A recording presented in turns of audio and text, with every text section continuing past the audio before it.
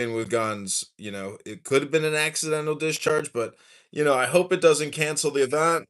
And I hope Trump comes out and roasts the liberal mind virus hypnotist industrial complex and ruthlessly roasts them. And it will be glorious. If he comes out, I'm not going out tonight. I'm going to sit here and listen to our glorious president, our brave warrior president, fighting the Islamic Caliphate, fighting the Ummah of Muhammad and his bullshit laws. God bless Donald Trump. God bless America. Anyone shot?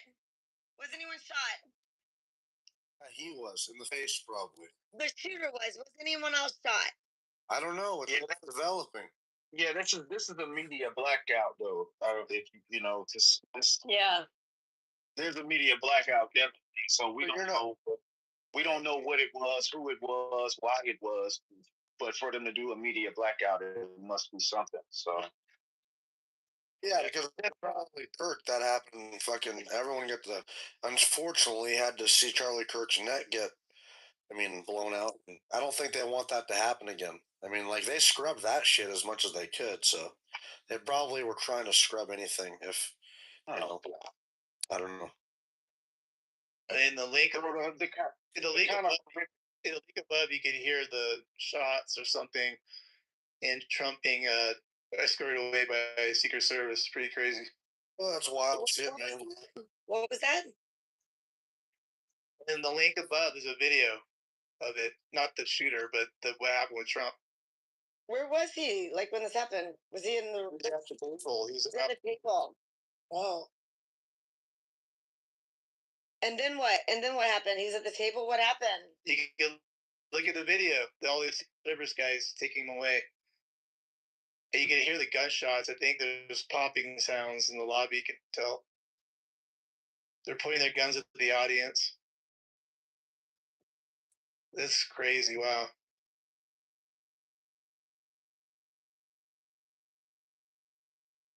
Yep, I just heard it, man. Probably some pro-Iranian IRGC asshole, just hates America, hates Israel, hates Trump, thinks that, he wasn't going to get in there, but it's just fucking crazy, man. I don't know. Oh my gosh, you guys. Yep. How many times has this happened where they've tried to kill this man? This is fucking nuts. This is like. He must be doing something right. If they're trying to kill him that much. Obama, dude, what? We heard about, one fucking plot from some hillbillies? That's all I remember, but. There is no one alive today. He's the most targeted man, the most hated man, the most projected upon man. He is the evergreen catch-all of everyone's misery, hate, anger, frustration, low IQ. And so, there is no one that is a bigger magnetizer. He has so much energy directed towards him, and it's all negative from the left. You're talking 60 million woke liberal American Karens that want to see him killed. And when Charlie Kirk was assassinated on this app, they were dancing. We should go to Politically Correct right now. Cut in. Let me live stream Politically Correct, and you will hear people laughing, dancing, so happy that the Correspondents' Dinner was canceled. These people are sickening. People even on the right who are acting this way, because I have people, the Nick Fuentes fuckers who we're finding out was funded probably by the Southern Poverty Law Center. They're just getting sued.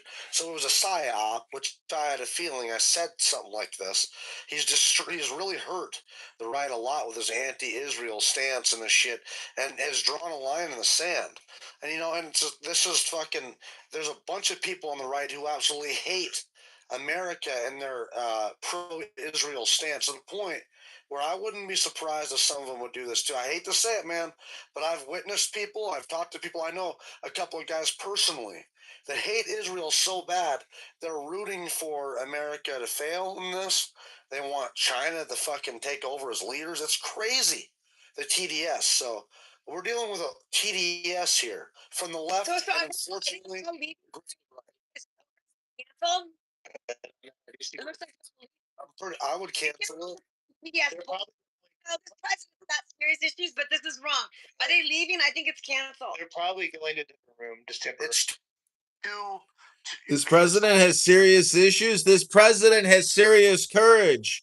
This president has serious patriotism. This president has serious love for country. And how dare you come in here during another assassination attempt and say that Donald Trump has problems? You got fucking problems. Hello? We got a president that we can trust and that we know we can trust, and the president we wanted to defeat the left woke, to defeat the Islamic terrorists around the world that think we should pay them jizz tax. Hello? You're an idiot, dude. You're an idiot. You're an idiot. You're ad hominem projecting onto me. You're the idiot. You're the idiot that you accuse other people of being. Do you see how ad hominem projection works now? Idiot. I still find this very interesting. Really, there's not even. I don't think CNN hasn't tweeted. I haven't even gone to their stupid TV, area. I don't ever do We that. don't even know what the fuck happened right now. Like, I mean, It's just calm down. very, very interesting. Alistair, chill out, Only- dude. Only You need people, to- hey, the ball is trying to talk. What are you doing? The only people able to get through are the people that are usually like the foreign people. You know what I mean? Like Marion Nawfal, obviously he's the only one so far that's reported. Oh, except for Dick Story, he did get through. But It's on CNN. 25 minutes, almost 20, probably more than that. This is crazy. There's nothing. There's nothing. It's CNN's reporting it. What are you talking about? Mario Narfal tweeted CNN. That's what I'm. Is this the comedy? I don't know. How funny are you? I mean, I don't know. This is just as funny as this show. What are you talking about? What's funny? I was looking forward to seeing this tonight. Thought it was going to be funny, but Oh, well, sorry. Are you saying you came in here knowing this was going to happen? Is that what you're saying? I came in here wishing you guys all had happy. I heard you. What's wrong with you now? What's wrong with you? I didn't think we was happening. I didn't. Give her a hug. More videos. I didn't hear it. I don't like that.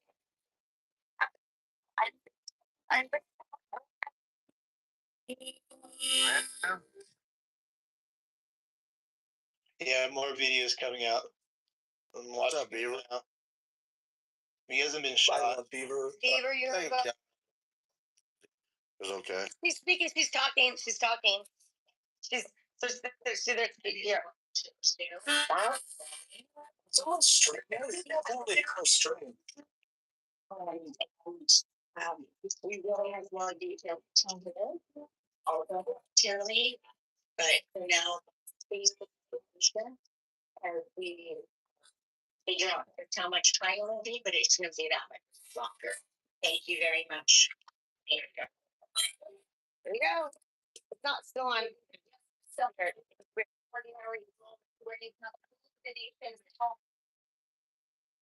For second events to have happened.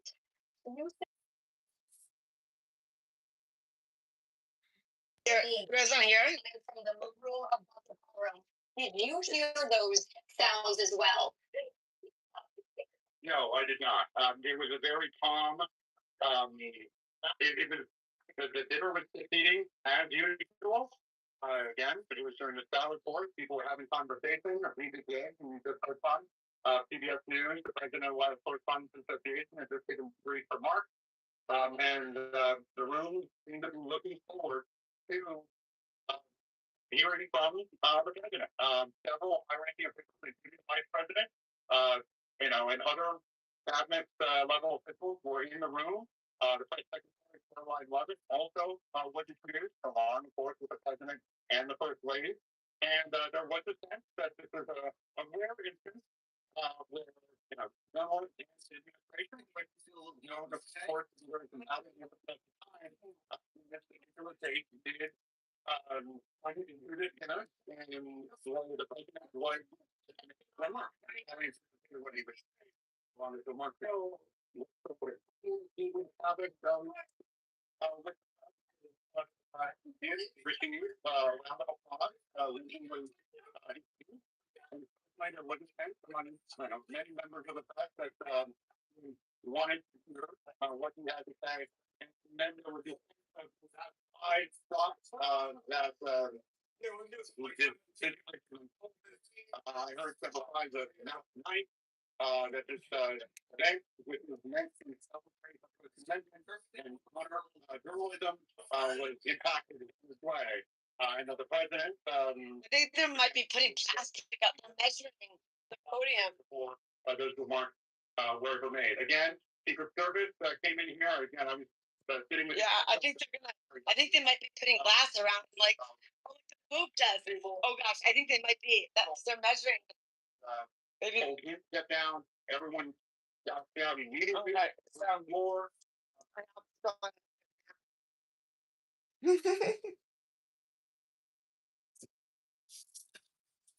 This is going to be the most glorious roast of all time. This is going to be a roast for the history books. Donald Trump is going to take a blowtorch, a flamethrower, and he's going to go to scorched earth against the liars, the hypnotists, the mass media propagandists that want to demoralize America, confuse America, cause chaos in America. He's going to roast these fucking pigs, and it's going to be a glorious barbecue. So get your toasted bread, get your butter, get your barbecue sauce, because we are having pig meat for dinner tonight. Hello? Well, it's true though, man. I mean, I'm just looking at this subjectively here, and these same assholes that were telling everybody that Ukraine was somehow winning against Russia, they're not. And I know that's sad to some people. I'm not rooting for Russia, but I was always like, how the fuck are they saying that the Ukrainians are winning? I mean, they were saying that the Russians were running out of ammo and were fighting with shovels 3 years ago. It was shovels 3 years ago. This is the media. The leftist media. They're all just thinking. The Ukraine actually speaks drones. Do you really know how much we're learning from Ukraine, dude? They are doing quite well, motherfucker. So I don't know where you're getting your information from, but it is pretty fucking kick ass what they've done. Serious. No, when you, dude. Do you mind not interrupting me? These are facts. So I'm not saying the Ukrainians aren't putting up a valiant fight, okay? And I'm not rooting for the Russians here. But the only reason... Stop interrupting me. Hey. How to work with Iran. Can you guys please move her down when she's just... It's one crustacean left You don't... to the swamp wall. We got fuck, man. Why do we always have these retarded, drunk Persian women? They're just stupid, dude. Anyway, mountain. Continue. Yeah, so yes, they're putting up a valiant fight. I'm not saying that, but it's because the Americans and the Western Alliance is... Would you shut the fuck up? Shut up! Oh, stupid, dude. That's not cool either. You're making your girls look crazy. Don't she won't stop talking. I can't I can't even talk every time I try to. She's just... I'm not going through this. I'm not letting her raise my blood pressure because we got retarded Persians that can't be moved down. So it's just ridiculous. On the bread, look for you. Yeah, I'm not worried about that. Anyway, it's ridiculous. Lady, you are crazy. Get off the line. God damn it, man. Yeah. So the same media that tried to say that the Russians are losing the war are trying to say that the Iranians are winning, and it's just sad, very sad. So. I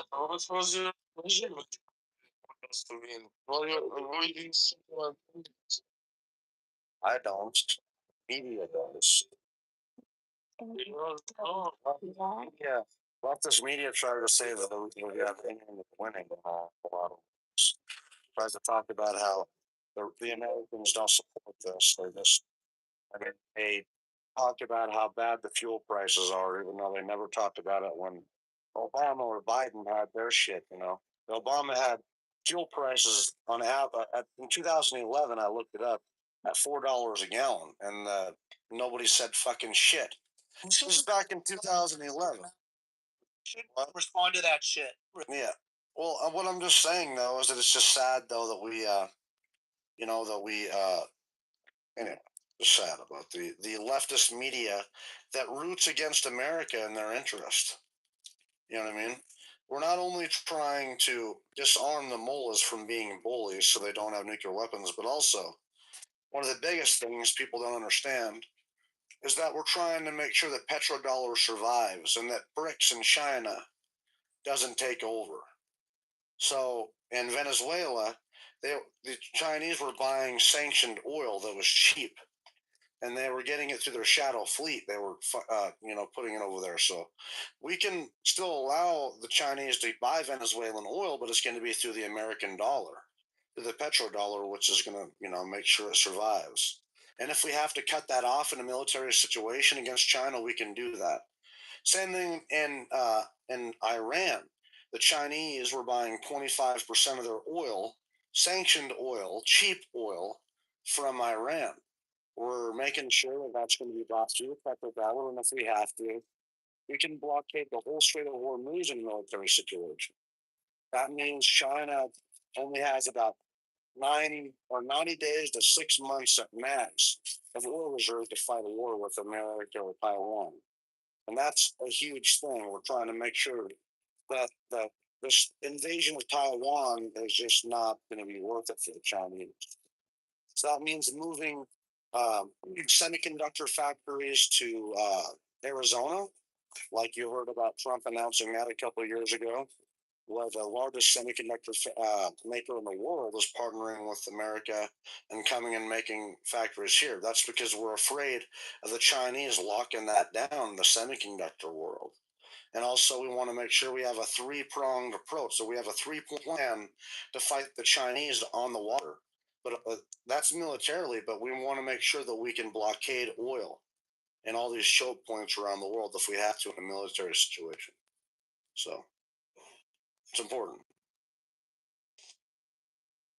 When you see the the Taiwanese prime minister shaking hands with President Xi, um, and they're kind of repairing their relationship, what does that make you think or feel?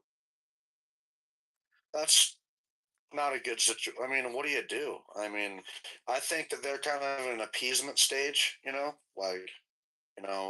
Neville Chamberlain thought he could appease Hitler in World War II. And so they caught the Germans going against the Treaty of Versailles, which they were building a military that was over 100,000, and they had a giant military. Well, because they wanted to appease them, they just let it go. Then they started pushing for Czechoslovakia at the time, and so the Allies appeased them. Neville Chamberlain gives them the Sudetenland, and allows them to take it, I guess. Well, they appease them and they take the Sudetenland and just let them go with it. And so finally, man, they just realized they weren't, the Germans weren't going to stop. And when they invaded Poland, that was over with. Neville Chamberlain finally fucking resigned, realizing you can't negotiate with these people. And there comes fucking, Winston Churchill. And so I think that's kind of the situation here. So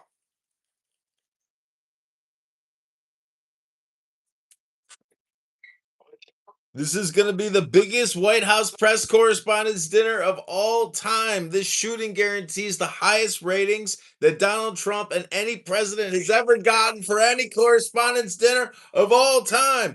This show is going to be a knockout blow to the liberal leftist media. How many fucking cups do you need over here? I mean, you running for Congress like 16 times over here. So, looks like they're setting up the ANA there, or no? Yeah. They're setting up the podium because he's probably going to speak on this event. What happened? Yeah.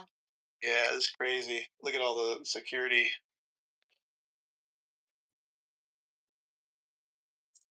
they really want him dead.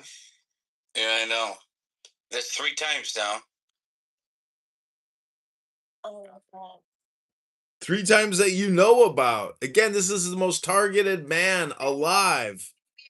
I came in a good mood. I thought it was gonna be funny, and all of a sudden, it fucking happened. Who's the lady on stage that said like, "Are you?" Because my TV was on, I just muted. That's really weird that happened. Sucks. Bummer. I'm glad. Hopefully, no one's hurt. I mean, sucks though. I was kind of just going. Don't feel. What makes So, you think this is a funny? Be nice, man. I start from there. Okay, be nice. Well, we're so sorry your Saturday night was interrupted by a possible assassination attempt on our great president. Hopefully, next Saturday you'll have a better Saturday when there's no assassination attempt and you're feeling much better positive vibrations. Hello? Well, she'll still have her Carlos Rossi, but we're not off the hook yet. I'm not kidding. I'm sorry, I don't even understand what you just said. Rossi, Carlo Rossi. Top of the line, right?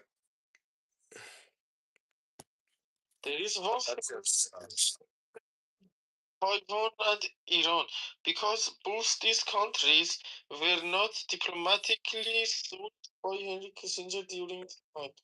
And now we need, for example, that kind of solution in this moment, because it was not dealt in that time. They also hate Cash Patel with a fucking passion. The left hates Cash Patel. Every second that they get to say Cash Patel is drunk, even when he's sitting there having a good time. Hello? Hello? Hear it or should I turn it off? Yeah, go for it. Washington D.C. and the White House Correspondents' Dinner, where President Trump and other high-ranking White House officials have been evacuated from the Washington Hilton after loud noises were heard in the lobby or close to the ballroom. This is happening right now. This is video taken from the White House Correspondents' Dinner just a short time ago, where witnesses described hearing what sounded like gunshots in a room near the ballroom where the president was supposed to speak at the White House Correspondents' Dinner tonight. He and other high-ranking officials swiftly evacuated. Secret Service has been sweeping the room since this happened. NBD's Gabe Gutierrez is at that dinner. He is live on the phone for us to tell us exactly what has happened and what's going on. If you want me to mute it, let me know, okay? I have no problem. If he gets shot, I don't think so. I don't think so. I'm listening right now. No, it's not. So, and well, high-ranking officials, cabinet members, as you mentioned, were suddenly evacuated by Secret Service, and this Correspondents Association dinner was just starting to get underway. The president and the producers of Star Spangled Banner had played. There were brief remarks by the president of the White House Correspondents Association welcoming president, welcoming the Trump administration officials, and also the thousands of journalists in the room. I heard that Trump will be coming back with that. The salad for it actually awaited the president's remarks. All of a sudden, the Secret Service agents burst into the room, different portions of the room, gathering around the cabinet level officials. The president was evacuated along with the vice president, the first lady. It's unclear exactly what led to that evacuation. We have spoken with one witness who said they heard what they believe sounded like at least one or two gunshots from an adjacent room to the ballroom, possibly above the ballroom. Not, you don't have to confirm that there was gunshots. That's what, according to one. That's a big fucking room. There's a lot of people in there. It's a lot of people. It's kind of scary, dude. I can see from my vantage point, I was sitting at the same table with Secretary Burgum. He was approached very quickly by Secret Service agents, supposed to get on the ground. Other journalists in the vicinity, as well as myself, also got on the ground, and I did not hear any gunshots or anything that sounded like them. It was just an incredibly sudden interruption to the evening. This is, of course, a very significant night here in Washington. The first time that President Trump, as president, had attended this dinner. There was a lot of high anticipation to what he would say. But again, this evening interrupted very, very suddenly, and we're just now trying to sort out what happened and whether this dinner will continue now that the president has been evacuated, Jessica. Babe, thank you. Please stand by. We want to mention we understand the president at one point was on his way back to the White House after those tempting moments. It's unclear whether he made it back yet or if he plans to return, as we were told the dinner would be resuming tonight. Let's go to NBC's Garrett Hake, who is outside the Washington Hilton for us right now. Garrett, what are you seeing and what are you hearing? Right now, that's exactly what's taking place inside the ballroom is locked around Northwest Washington, D.C. I'm in the section of D.C. and Florida Avenue, about a block and a half. It's some kids that get put in one and immediately with the ballroom when you get clear the president has been evacuated from the ballroom, but not necessarily from the property in that part. Limousine or one of them we still spotted outside as we were coming out. There is still a significant both police and Secret Service presence here outside the Washington Hilton Hotel with anyone who essentially got up out of the ballroom has to keep moving and get outside. This is a highly secured event with the president attend. You have a massive Secret Service presence here. The Metropolitan Police Department, the Washington local police department is here, as are a host of other federal agencies who participate in securing events at which the president and vice president participate, which are few and far between.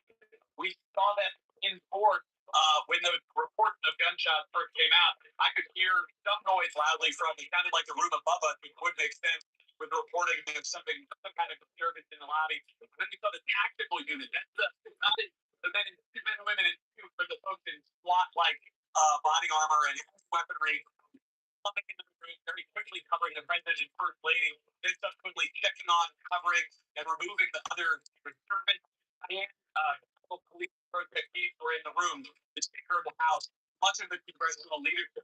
It is extraordinarily rare outside of the State of the Union to have the country's top officials under one roof. As Dave pointed out, it's the first time in years of the President Trump has suspended both and the Vice President. Quickly, again, it's ordered from the roof.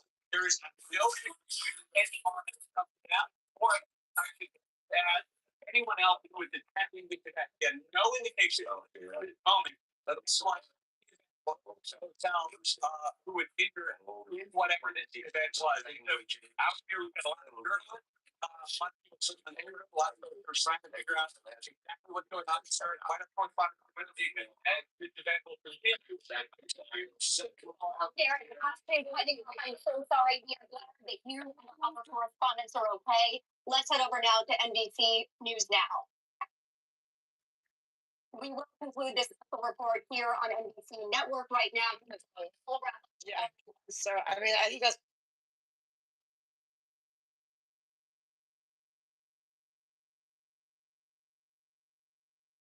So, for the record, Lisa 420's room has the title "Trump has been shot." This shows you just how sick people can get, you know. Yeah, that's they want this to happen for sure. And they're definitely celebrating anything like this, which is pretty sick. So, just shows what type of people they are, And I don't know. I think people, these people need to be fucking watched, man. Like they are so anti-American. It's sick to me. I wish they'd get on a fucking boat and get the fuck out of here. Whatever country you think is better than America, go to it, please. Get out of here. Well, they don't say American people. They say our people, not American people, our people. Honestly.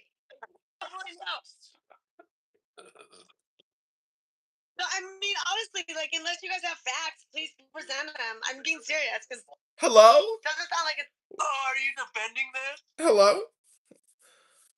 No, I'm honestly saying we really don't know. I mean, please correct me. I'm being serious. I'm confused. Like, I'm just shocked this fucking happened. I'm kissing you. Okay, anyways. Okay, everybody, we are going to do something amazing. We are going to cross stream politically correct. Here we go. This is politically correct. Just listen to how demonic these people are. The secure area, meaning that he passed some type of checkpoint. And who's responsible for that? Secret Service, the FBI, like who's responsible for Secret Service? I don't think anybody here knows that.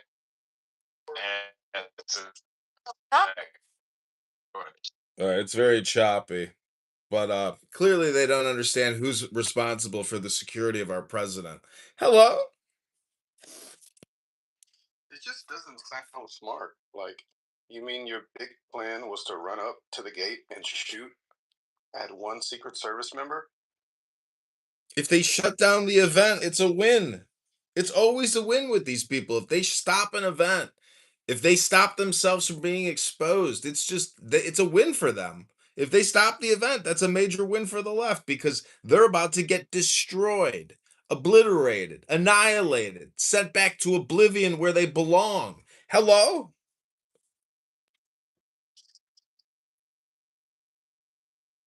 But so people can't like start doing. Stop the whole thing. Galvanize us. It's like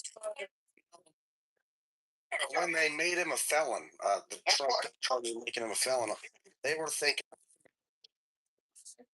yeah, they were thinking it was gonna, fuck up the base. Made it stronger. And them trying to kill him, it makes people who have a brain realize, man, then if they're trying to kill him, then he's right over the target. He really is doing something. I mean, obviously, but even more, to the deep state. The person wasn't even saying, So, it's not perfect, but I think that, there's no some guy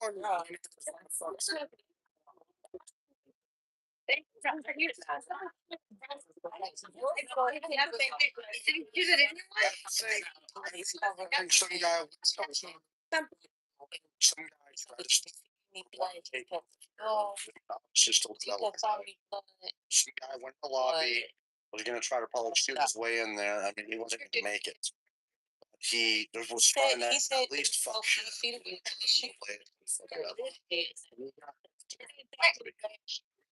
Oh, there was the shooter was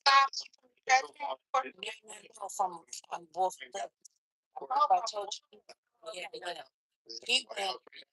Wolf went outside. He said that he had his advertising. This is everybody else.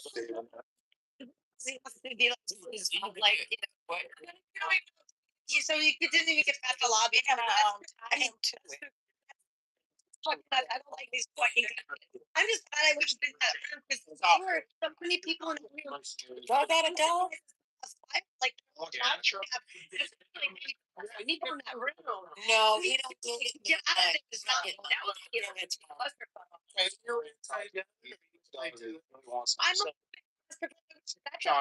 Sean saying they didn't really know where to go. I'm surprised that they actually. They were whether or not from a fire, like there's so many. There's 2,000 people in the room.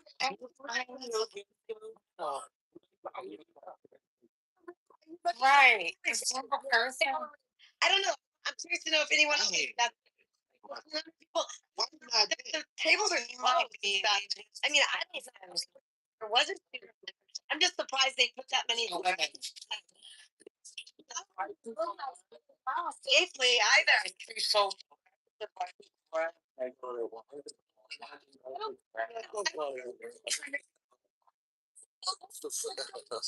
room.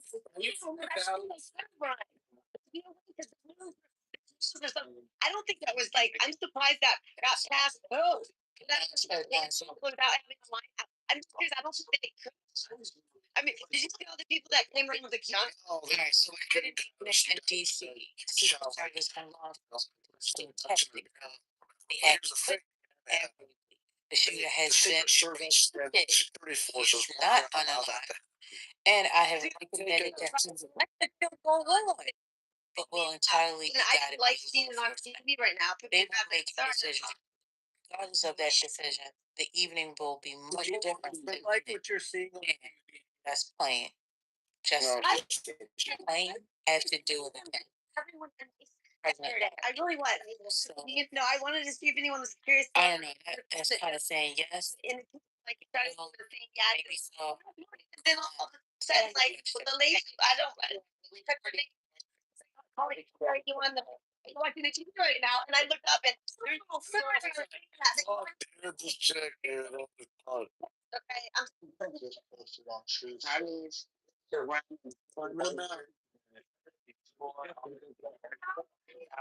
rain on me today. Like I was coming in Brent Jr. Well, thank you. We heard it enough. Yeah, we know you're in a good mood, and the story's developing. So, Trump's alive. I think. They find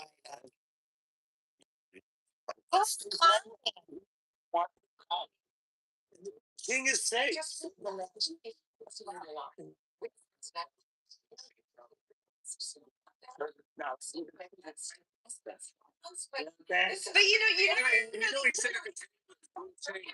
when I was opposed to Trump. And being honest, we know nothing about what the because honestly, these are a lot of people that actually are just fun comedians. some people still hanging around. A lot of people go there that are like kind of controversial. So I'm just saying, like, we don't know that much. We don't know what the fuck happened yet. That's all I'm saying. Yeah, we don't know why it was there. We don't know why. Like others, there's a lot of people don't like. I don't like this. Like that. All right, lady, chill out. We heard it enough. Damn it. What's up, man? What do you think?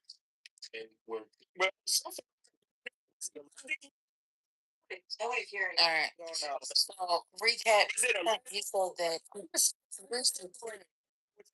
You said that he was still able to get Terrorist? Could it be? I mean, I said that earlier, man. That like, I was saying that earlier that people right and like are kind of pissed off. Sorry, I know you said you have to tell us story. Go ahead. Let's like.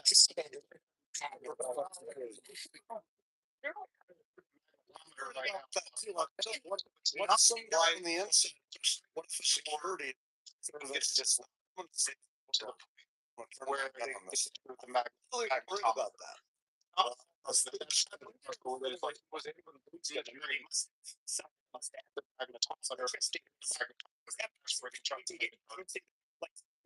Had to have seen a weapon And yes, for to take a shot. Towards a lot. Matt shared that video. that's what I was thinking. Like send everybody home and just get on the phone. For getting to them damn business and shit. You know what I'm saying? You can buy tickets and go out there, pay $700,000. You're rushing about it either. Why would somebody just tried to shoot the police up?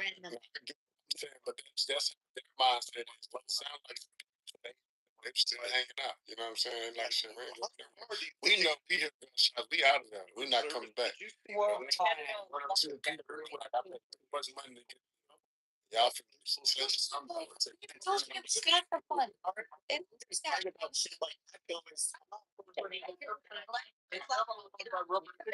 but the dangerous part of shit like that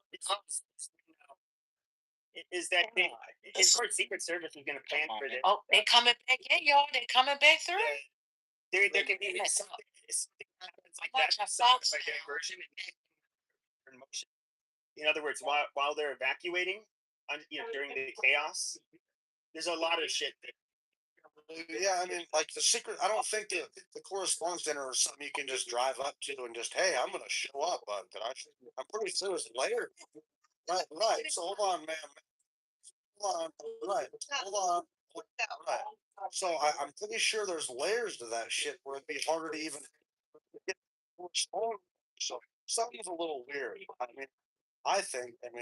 Even get that fucking far is a little strange. That's decided to show up. So this is usually Trump doesn't show up. So the thing is, this is Hello? not No, he was planning on this. He was planning on this. No, this was planned. No, they were talking about this dinner. They were talking about this dinner weeks ago. Yes, they were gonna have Trump there. It doesn't look like it was orchestrated. Yes, they were. I just want to say that in Patty's politically correct room, a speaker on the stage said, "Why would it just be one person shooting out at the front in the entrance? That's a losing plan. Why would they do that?" As if they were disappointed that it wasn't a more sophisticated attack on the president. That's the type of sick, disgusting, homicidal pieces of shit that live in Patty's bullshit politically correct room of Democrat, Marxist, communist, anti-American terrorists, part of the Muslim Caliphate. I am complete. Your own room, okay? Focus on your own room. How about that? Thank you for your service. It's good to watch the terrorists, man. I appreciate it. We need to watch these type of people. See, that's the thing is, we watch people in our country, like, you know, and we want to call these fuckers out, these anti-American assholes. You know, I'm tired of them. I'm Pro-American. pro-American. I think he's pro-Trump. Well, I know you think that, Pepe, but I think he's pro-American. So.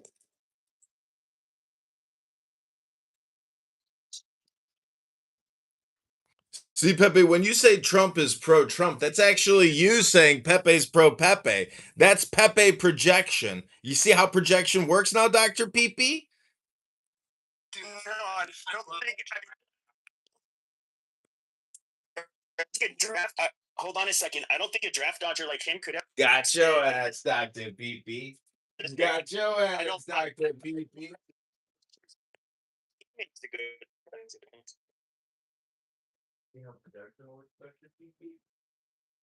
You're in the matrix, Pepe. Pepe, you know the alternative though, right? What's the so I want to. Were you like disappointed that Kamala didn't win, or what? No, fuck Kamala. I voted for Trump 3 times. Well, then what's your deal with him, man? I mean, like, why are you dying on these dumb molehills, dude? Because he's been a fucking disaster since with his stupid fucking tariffs, his starting fucking wars for a foreign country, his what else? He shut the border off. He's not. You were homosexual. When it comes to see, we shut your fucking mouth. See, shut your fucking mouth, you obnoxious drunk bitch. Somebody had to tell her. Holy shit.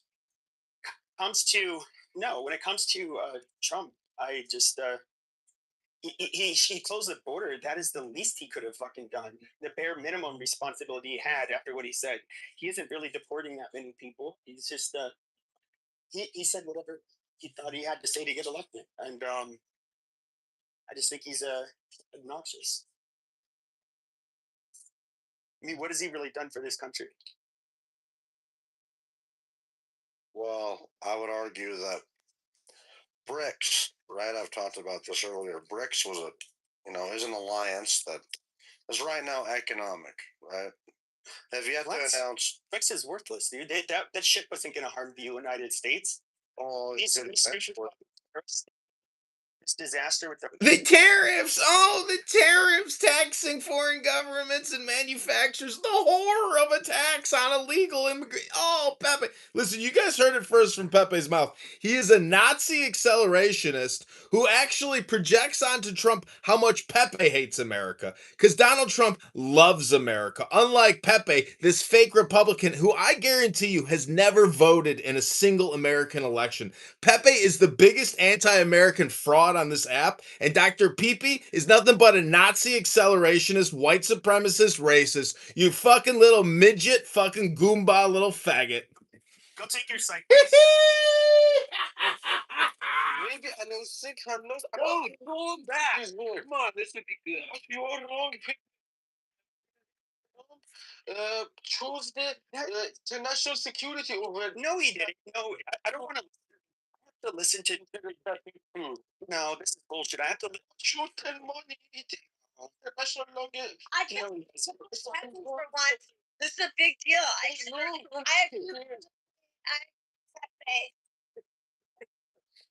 He's the. I that they for me. But first time I see. All right, let's hear. Hello, is this Sarah? Is this Sarah? Is that crazy Persian Sarah? Sarah? Oh, she's that crazy Persian Sarah.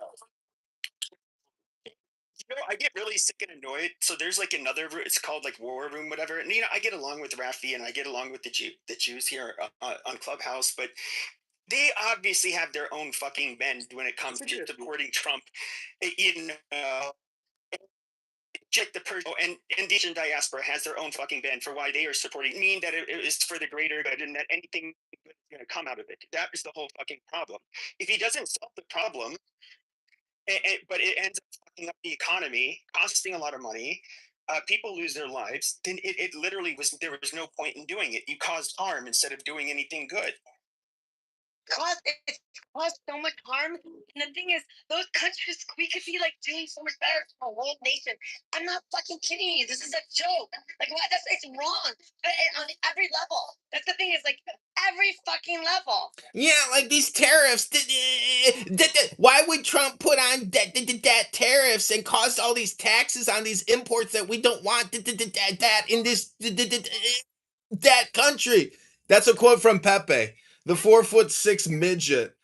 The fake America First, the fake Republican, the fake Trump supporter, Pepe, the Nazi accelerationist scumbag. Hello? He's a bad businessman. That's a fact. I'm sorry, but it's really reality. Just a bad middle class woman. Middle class woman. Barely probably survives that. See, I'm gonna tell you something. Japan actually became the second largest economy in the world because of a protectionist policy using tariffs, protecting their industry. That's when we used to get Hondas and Toyotas and dirt bikes and fucking Walkmans and all that badass shit. You know, and I'm sorry. stop, please stop talking. God, I have to just finish what I'm saying and then you can respond. But Japan, despite what Pepe says, became the second largest economy in the world, and that was through a policy of protectionism. That's tariffs, protecting their industry. So we are the largest economy in the world, man. We're the most attractive market, also. So putting tariffs on our goods is a good thing. Protecting our industry. Hold on, yeah, it is. We're protecting our industry because that industry. Republicans have largely the most Republicans left in tariffs. Which is stupid. You know that they're retarded when they can't even keep their monkey mouth shut for a while. It's just crazy.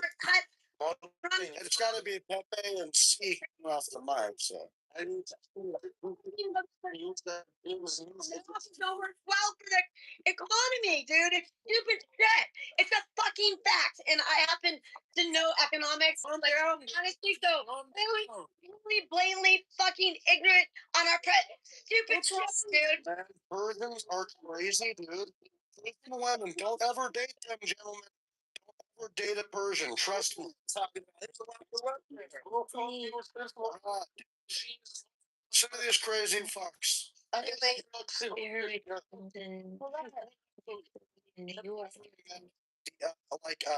a level-headed Persian woman on Clubhouse, at least. Every one of them's nuts. Sarah, C, her. I mean, every one of them. Every fucking one of them are nutcases, dude. Drink a little bit of fucking Persian wine and do this shit. Mother, it's not like you're definitely like an angel, like in like the king. They're all princesses.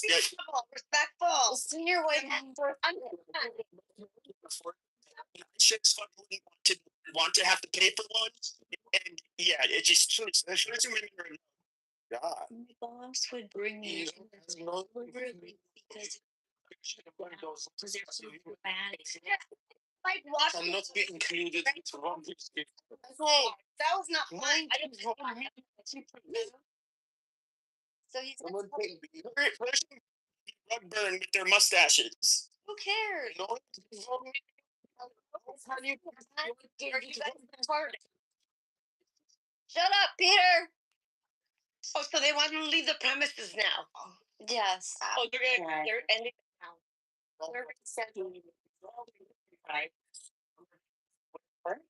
He and the first lady, the cabinet, everybody's safe.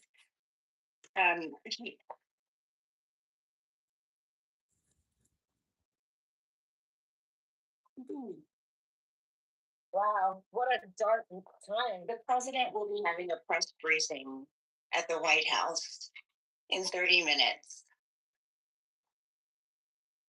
I mean, and he insists that we will reschedule this event in the next 30 days. And if he wants it to do it. No, what I don't get is like how many times they tried to kill Trump and I don't tried to even once. Well, I said that. Like I remember some hillbillies got caught for spinning a plot they made. It's just crazy. Not always. And on a night when we are thinking about the freedoms and the First Amendment, about how fragile they are. Holy shit. I saw all of you reporting, and that's what we do. They they seek out the most therapy in the United States. Overall, this is good service. Versus it's a way. Together, Their job is done. we would do this again. Like, this is how we cancel events. We'll shoot at people. Yes, it worked. Wow, that is really sad. You know, she's the president of the correspondent. She's so sweet. And I mean, she takes journalism really seriously, and now they just canceled the whole night. I mean, the whole thing is like. God. Oh, yeah. Well, it ruined her night. She's still upset. See, you're still upset. This ruined your night, didn't it? You just wanted to have positive chill vibrations? Humor. Now there's no humor.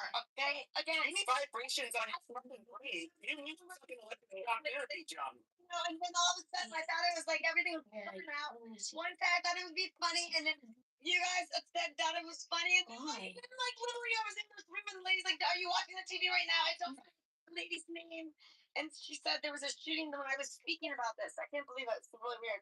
I got like, maybe I should go up. So see where I don't know. See, are you Persian? I don't want it, and no one got hurt, but Okay, see, are you Persian? no, I'm not person. I don't know why they're saying, but you know, What are you? yeah. Oh, you're Irish. Okay, well, you guys are in the trash of Europe. Yeah. Nothing. Just chilling at home. What are you doing? Really good shot is. I missed the Lincoln. I missed the shooting by like an hour. What, with the Trump thing? Shooting at Lincoln Square. For what? Oh, you were there? Oh, I see. I went to synagogue and then after synagogue I walked through there. Oh, I see. I just like it's It's so crazy. These aldermen are acting like news agents. They go to Facebook Live and create videos like, I am on the ground live at the Swedish Covenant shooting. I'm like, oh my God, that's not even your. Yeah, I'm like, that's not even your ward, alderman, but thanks for trying to get some more social media points. Dude, you know how you know how you know that Terry Newsom can't be trusted and that he's a piece of shit? One is any kind of fucking guy that wears those stupid headphones like consistently, like in the same way that Eric Angerer keeps his Bluetooth clip in his ear. It's like a sign of autism and like retardation.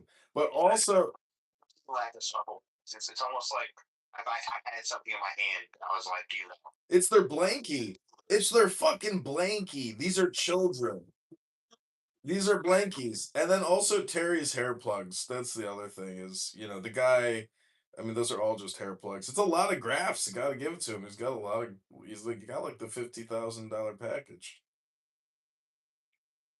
Sadly, you know, I don't. I mean, I judge him for caring about looks for so much. That's the most annoying part. But I mean, that's the weird part.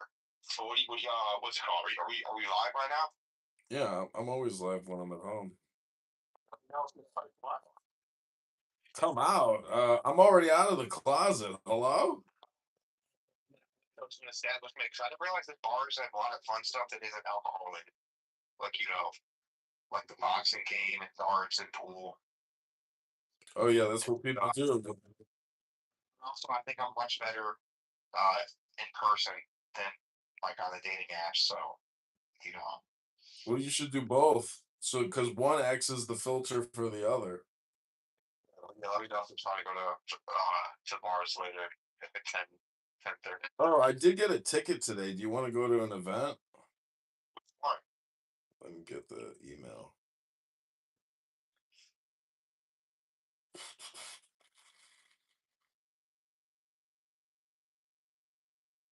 I went out last night. There weren't too many people out, but the fucking band that I saw was amazing. Where'd you go? We'll talk after we're not live. But Oh, like you think anybody watches my live? Nobody watches this. If you watch it, if they watch it, that means that okay, get a ticket. everything, you know, we can't lie to you. Get a People ticket. like it's what it is. You know, actually, we got this for like documentary purposes. We gotta know what's in the bags. Well, I sent you a screenshot. Google that and get a ticket, or you got to download the app Access. It's May 30th. Pretty sure it's like EDM music, but I think it's at Castaways, which is I think the boat over there in like Lincoln Park area. But Oh, it's cute. I thought that was like you. I'm like, what? What kind of op are you running? well, they know my cousin Danny Dubinstein. So that's the name of the artist. I know, but my cousin Danny Dubinstein is friends with the artists. Oh, I mean, I'm just kidding. Yeah, it's a day party, bro.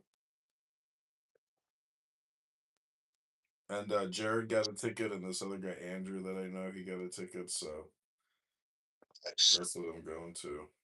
I saw as soon as this press conference thing, the correspondence dinner, you know, people were worried there was a shooter. Like Pete Hegseth got up and just like walked out right away. He's like, "Bye."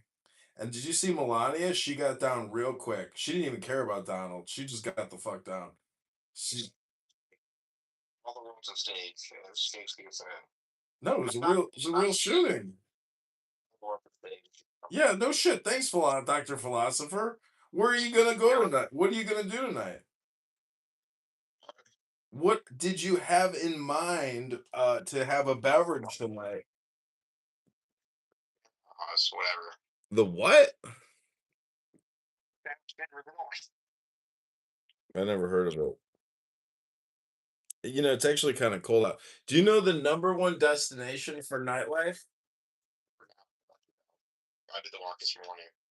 Do you know Wrigleyville is like the number one nightlife destination in Chicago? I'll be down. Yeah, I mean, I don't really want to go. for me, honestly. Too young for you?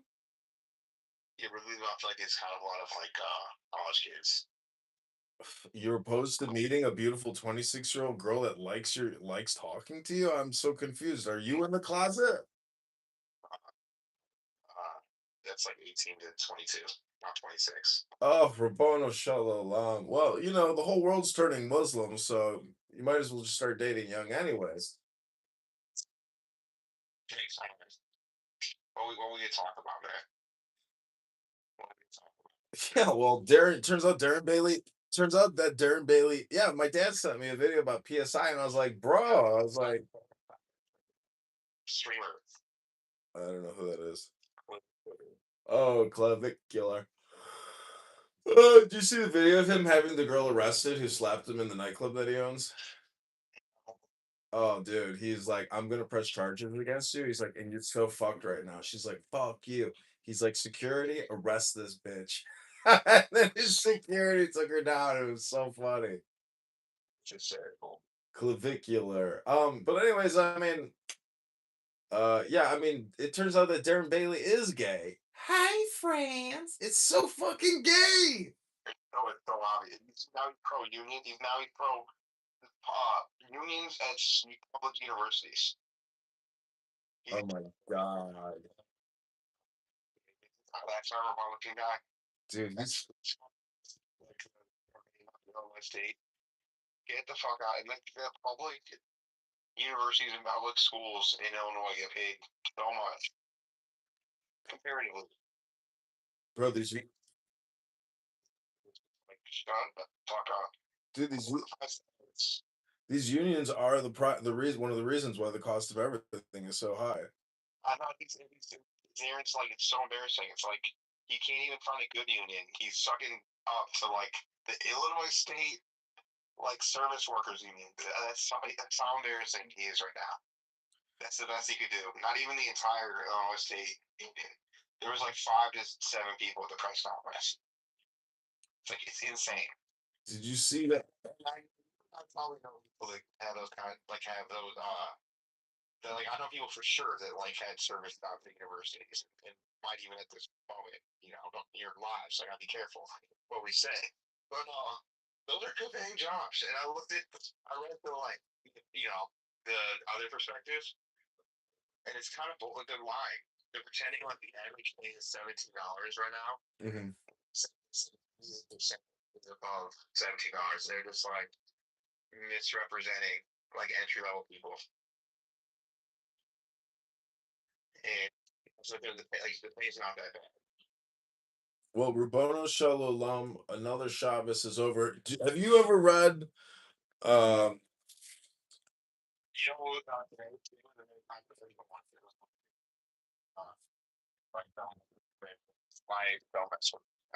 gay, all this kind of stuff. Listen to this. This living flesh. Listen. This Leviticus. This is a deep one. I gotta read it. Listen to this. This is the evening. Hello? Hello? This is the evening service for the conclusion of the Sabbath. Listen to this. Unto David, blessed be the eternal my refuge, who instructeth my hands for the combat, my fingers for war, my source of mercy, my fortress, my safer lines, my deliverer. You get it. My shield in whom I trust, who subdueth nations beneath my sway. Oh, eternal! Are you consistent or anger? No, Command Center B. Television Studio B is recording a bunch of liberal whack jobs right now who said, what kind of a fucking plan is it to storm with one person? What a waste. That's what they just said. Isn't that crazy? Isn't that fucking crazy? It was like, they can't do nothing right. These motherfucking assassins can't do nothing right. Nothing.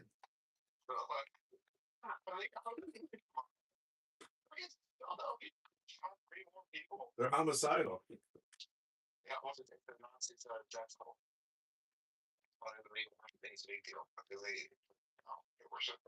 You know what it is? I realized, I was like, they're technically all Muslims.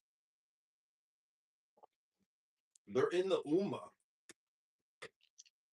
No, they are of the believers. There's only believers and non-believers, and they must be believers. They've got to be in the Ummah. Rabbono Shalom, if you have any debate or conflict amongst you, take it to Muhammad. Muhammad will settle it all. I said Muhammad will settle all debates. And don't forget, That it's not just about believing in God. You have to believe that Muhammad is his messenger. Believe that the Cold War, that people are bitter about losing the Cold War, and then there's one theory that basically that a lot of the Muslim nations, for good and bad reasons, whatever, have been kind of like teaming up with a lot of like the Soviet Union, like BRICS nations, like, and so it's like it's kind of, I don't think it's fair to like pinpoint one group or country, because it's a bunch of people teaming up against America because we're the big guys. We're LeBron James. No. You're just low IQ. I bet you can't even cite one amendment in Muhammad's declaration at Medina. You've never even read the Islamic Constitution. Really? Man, where the fuck is it? It's not in the Quran. It's called the Declaration of Medina.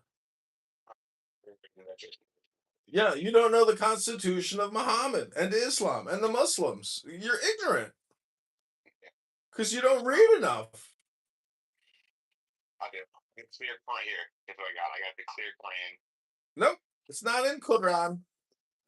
No. It's not in Quran. I'm gonna send you the link. Medina, is that kind of like when he was ruling?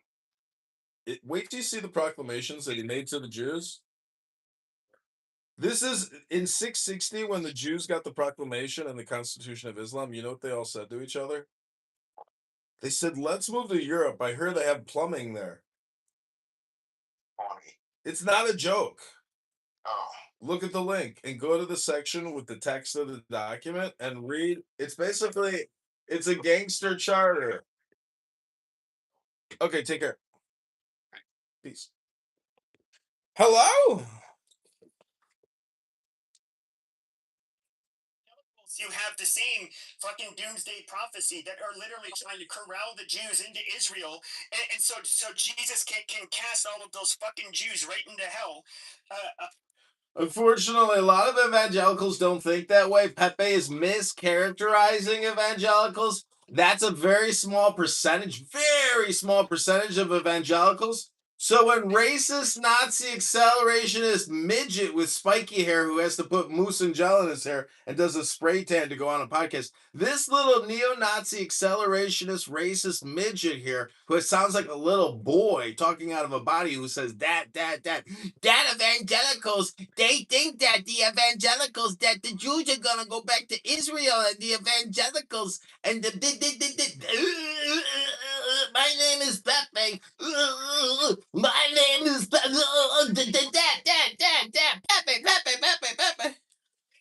To bring everything toppling down. They want maximum chaos. That is what accelerationist is.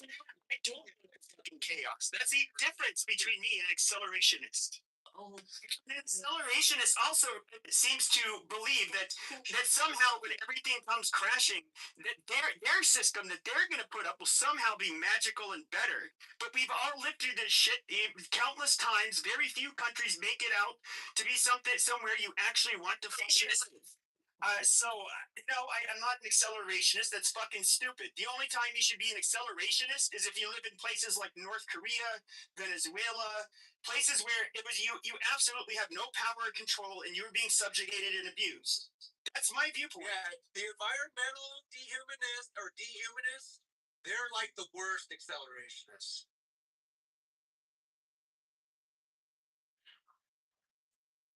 Why the fuck is mountain in here? Like, I'm so like every time I'm just like wearing a mask.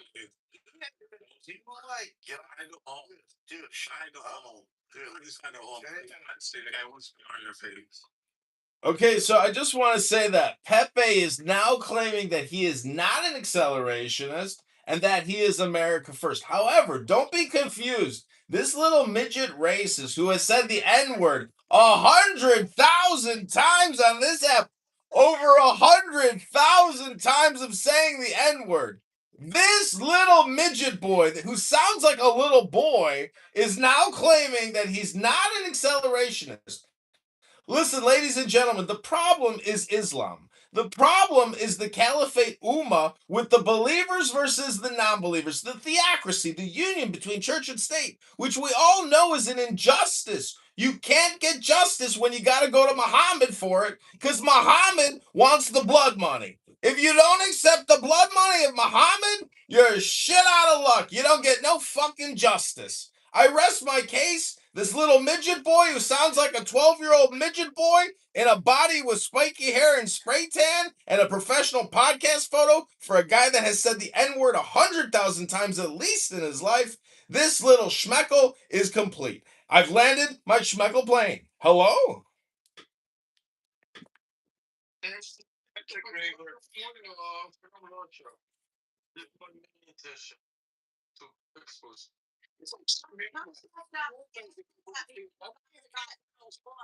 Trump fucked up. He should have never gotten this war. It's a fact. I agree.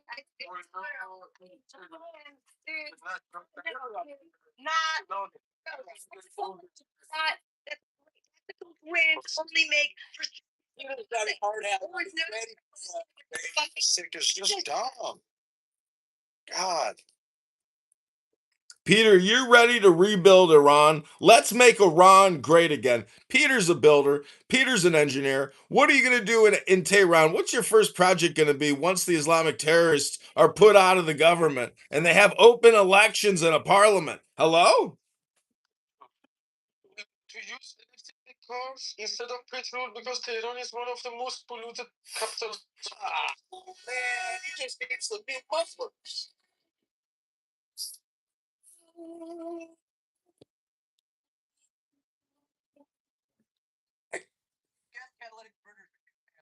They're pretty expensive.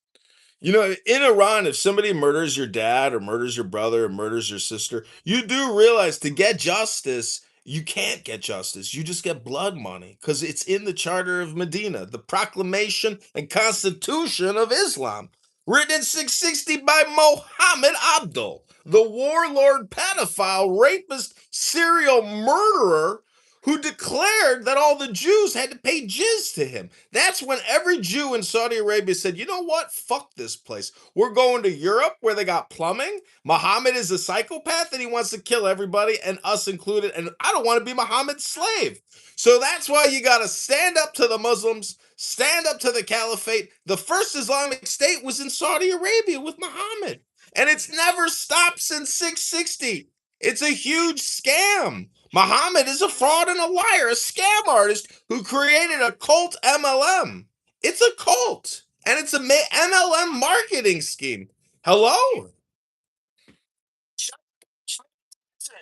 Do you know the real reason why? Shut up. Shut your mouth. Okay, killers. This bitch will not shut up. We don't even know what the fuck. This politician, man.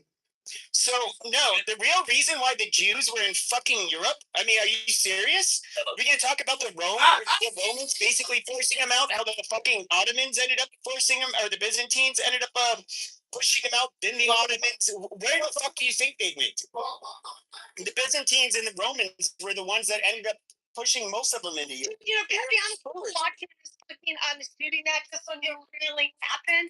So I'm still here. I'm not talking about the Roman Empire. Perhaps I should leave this room. I'm sorry. I'm still watching the shit that just happened. Please leave. Real ones want to go home, Pepe. So you'll know they're real when they want to go home.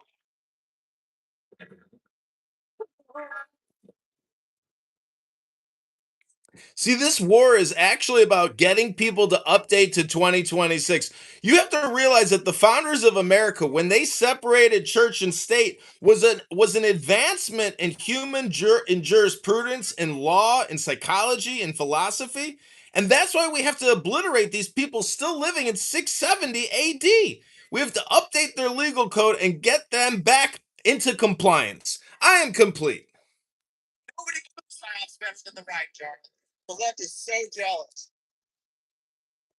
I like magnets. What's a magnet? What's a magnet of magnetometer? That's how I guess we gotta get Jarl. Come up here, Jarl. We're not spending here on magnetometer. So it's just a magnet. I used to say it. Shut up. It's not the smoke. It's the guns. That's what that. Jarl's here, double vaccinated, triple boosted Canadian maple syrup. Take it away, Jarl! Tell me about it. That's how they detect guns. There's some that You should go be through jabbed. I like to get the jab. See, remember you go to the airport, you go to a little machine. That's what that was. That's what that is. That's what it is. Okay. Yeah.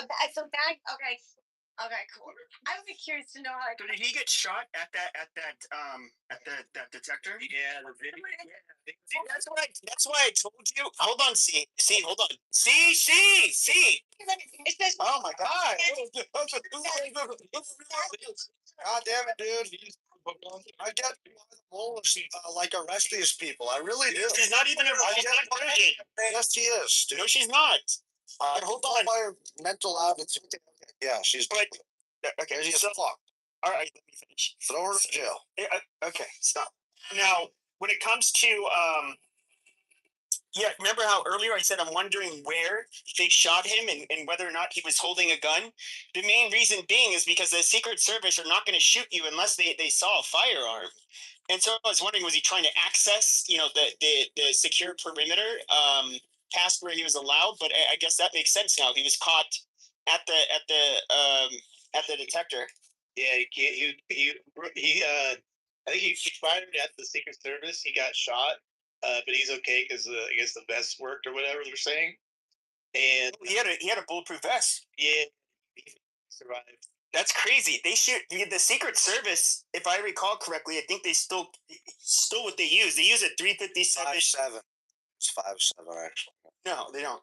Yeah, they do. Okay. Hold on. Pistol. Yeah, they use a SIG 357 round, which is it has a 357. Hold on. So it has a very powerful charge behind it, so very high velocity round, and it's also a heavy bullet, and so it's meant to basically no matter what you're wearing, be able to penetrate and not necessarily ballistic armor, but other than that, penetrate whatever it is that you're wearing, but have enough kinetic energy to put you on your ass very quickly. So that's interesting that he survived it. Yeah, there's a video of the guy. He's like face down and the whole deal. I don't know. I think it's above. Actually, let me do a better one. There's a better one now. The one up in my thumbnails or the thing up top. The link is not that good. So did you guys see those guns? The guys that got on stage. I mean, that's just fucking serious. That's serious Hey, stuff. Pepe, is a 350 auto round different than a 350 Magnum? The 357 SIG is different from a 357 Magnum. I'm not entirely sure what the differences are. 357 Magnum, I've never heard of that being fired out of a semi-auto. No, I think they're different. I was just confirming, making sure I was thinking the correct, because it's probably a 357 auto, which was fired. No, it's 350. They use this. It's called the SIG 357. It has been confirmed that this is not a white man and it is a Muslim. It has been confirmed that the shooter is an Islamic terrorist. It is a Muslim, confirmed. Okay, cool. So they do. It is. You have my dad has a 10 millimeter. I fired it, but you've ever fired one of those from a handgun? It has quite a kick to it. But it's also a very powerful round. That's the minimum round they say you should carry for bear defense. Like you wouldn't really want to go any less powerful. I have a 10 millimeter. Yeah, and so it's fucking nice. I think a 357 might pack more of a punch than a 10 millimeter. No, the 10 millimeter actually. Actually, I'm just going to go ahead and Google it right now. I'll check it out. Yeah, because you don't want to listen to this video. Oh my god, dude. This weird gay man is gay again. I want cowboys in it. So there are two photos. One is of the shooter. One is of the Secret Service agent who survived the shooting. Go ahead and do it, bitch. So it does. It's a cute. It's offer more powerful because a 10 millimeter is 600 to 750. Yeah, exactly. It's 9/11, everybody. 9/11 alert. 9/11 alert. 9/11 alert. 911. 911. Always make stuff up. Last time there was a shooting like this, he was saying it was a trans lesbian woman or whatever. The shooter's identity. Just thought I'd share that because I don't know why he has to make sure. Wrong. There's a photo of the shooter handcuffed with a silver blanket on his head, and he looks like a Muslim. His hair, everything. Looks like he just came out of the caliphate, and the man just got out of the mosque, prepared, ready for war. Hello? Hopefully, after it's confirmed that it is a Muslim Islamic terrorist, every single last illegal alien Muslim that came out of Syria, came out of Turkey, came out of Afghanistan, we will all emigrate them back to their mother countries in chains, on planes. You fucking Muslim. You're not even a fucking Jew. You fucking faggot. Now, when it comes to That is an ad hominem. I can't. It is an ad hominem projection. Stop projecting on me. You are the faggot. You. Definitely not a white guy. That's all I can tell you. He has very brown skin. He could be a black guy even. Like, it's hard to tell from the vantage. Let's wait until we find out. I'm sure we'll find out. If it takes forever, No, he's not white. I can guarantee that one. if it takes Right off forever, the bat. we know that it's probably most likely somebody darker in skin. No. I mean, you can look at the vid. They have like this video. I'm looking at it. This dude is dark skinned, no doubt, dark skin. So it's gonna take forever for Like it was hard to tell because of the lighting. Hold on, Mountain. It was hard to tell in the lighting whether or not he was black because that's how dark he is. But he could just be like a a darker brown skinned person. If it was a cracker, we know by now.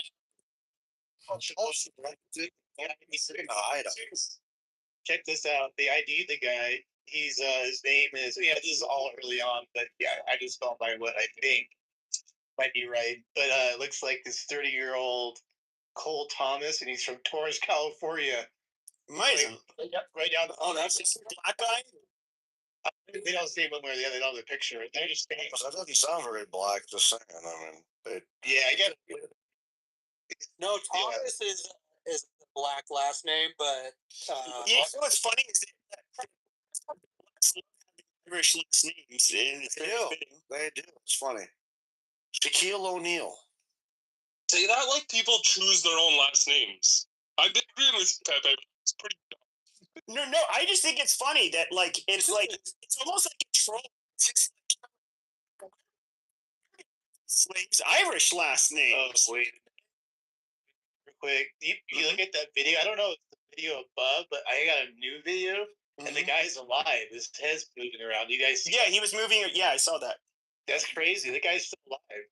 But it looked like he got shot. And when you're trained to shoot, Reason why they always tell you to shoot like upper center mass whenever you're that's for everybody, including the Secret Service. And so if he's wearing a ballistic vest, I mean, yeah, it makes the reason sense. why I'm saying 5.7 is because they are replacing a lot of their weapons with a 5.7 caliber because it is armor piercing. It's like in the P90 carries a lot of fucking rounds, and it's a very small caliber. It's in a pistol caliber.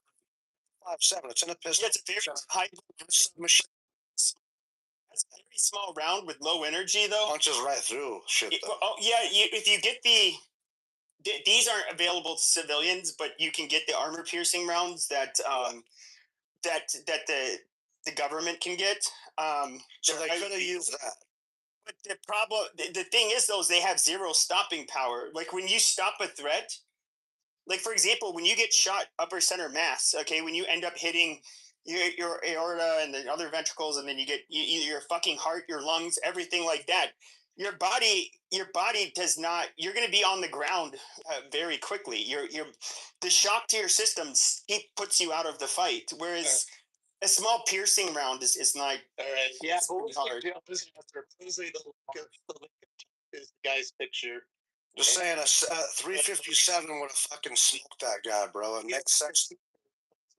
So he does look like he's got something going on there. Some kind of, I don't know, African / little Afro. Well, no, I told you when I saw the video, it was pretty clear. And in contrast to everybody standing around him, my first guess was black, but it's like I couldn't tell. but he was definitely not white. Hey, Jarl, what's in a Canadian slave last name? Like in Canada, the slave last names. What is a Canadian slave last name? They're probably the same as Americans. I'm not sure. It's probably O'Reilly, O'Neill, McAllister, all McCarthy, that kind of shit.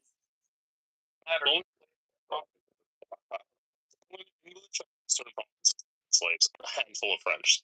Yeah, well, they didn't have French slaves in France, did they? We have Quebec. Yeah, full of them. Yeah. There's historical. No, thank you. Disgusting slave owners. When they were kids, didn't let Anglos in their house. Even when they moved to Boston, they didn't let Anglos in their house. They hated Anglos. My grandparents weren't that way, but they fucking hated Anglos for whatever. I don't know. I wasn't alive in the 1800s, so I don't know why they hated him so much. Sure, Pepe, makes a lot of sense. You hateful bastard. No, dude, the Anglos. Well, to the Acadians in particular, they were they fucking stole all their land and then forced them all out, and a bunch of them fucking died. Flee. They killed them or they died fleeing. And these were just like peasants basically that moved there, and then you had the British military. They came there and just like slaughtered a bunch of fucking civilians. They didn't have like a standing army or anything like that. Oh, that's cool. No, I believe you. I'm just fucking with you. See the guy that they apprehended, the shooter. Yeah, Eric Cole supposedly. Yeah. Yeah. Yeah, Eric Cole from Torrance, California. Yeah, this is all early on. There's no like official that I've seen, but that's what it is so far. But yeah. Why would he sacrifice himself for stupid shit like this? That was so And then even think that he was gonna get like This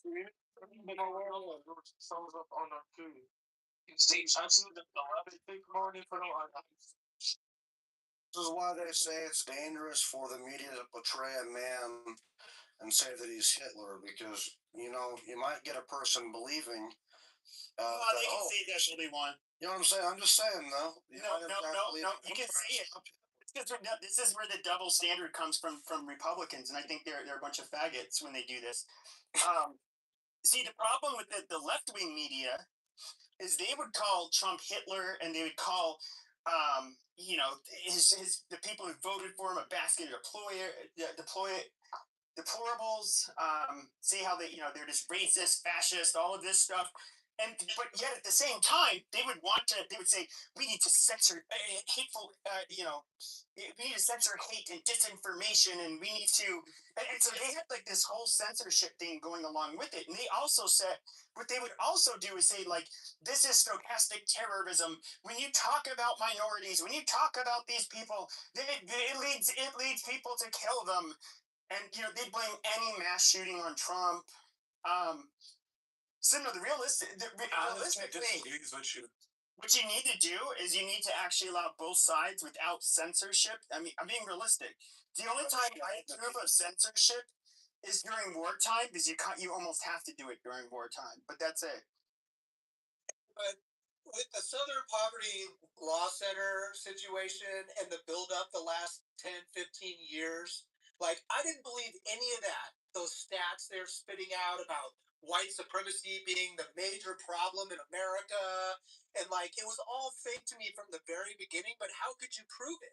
And that the left would use that to either stoke a race war, create a race war, demonize Whitey, the cracker, Like, they were doing it to promote. Very dangerous, though, that this shit is allowed in mainstream. Sure, but what they did was fraud.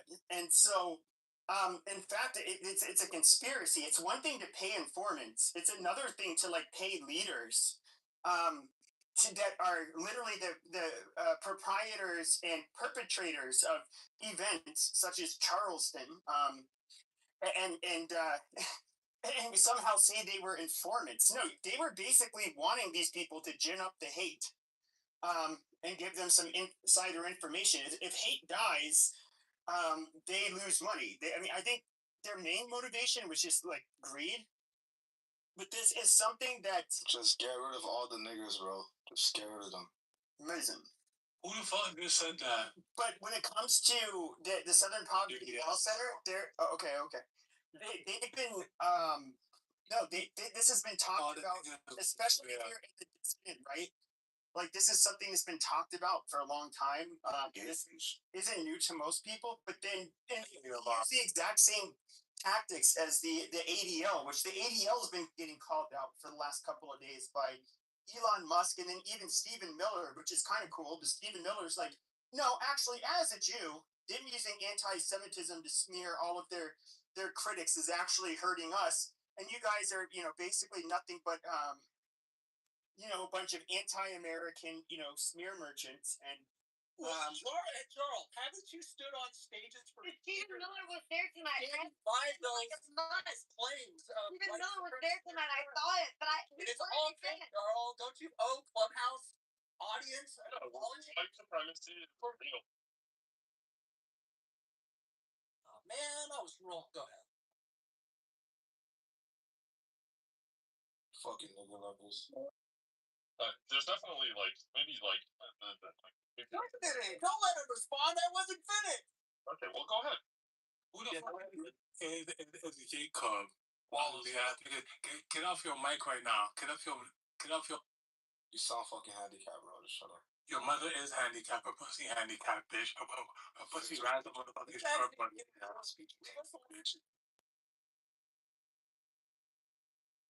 have a speech impediment. Go, Wallen. And Drake. Open your mouth. Open your mouth. Yeah, bitch. You literally have Drake as your profile picture and you have a speech impediment. Your mother pussy got a speech impediment, bitch. Your mother pussy got a speech impediment. Yeah. These black men are scaring me. Nigga, shut up. Why is this nigga here? Why is this nigga here? Mikhail's not black. He's a brown man who talks like he's black.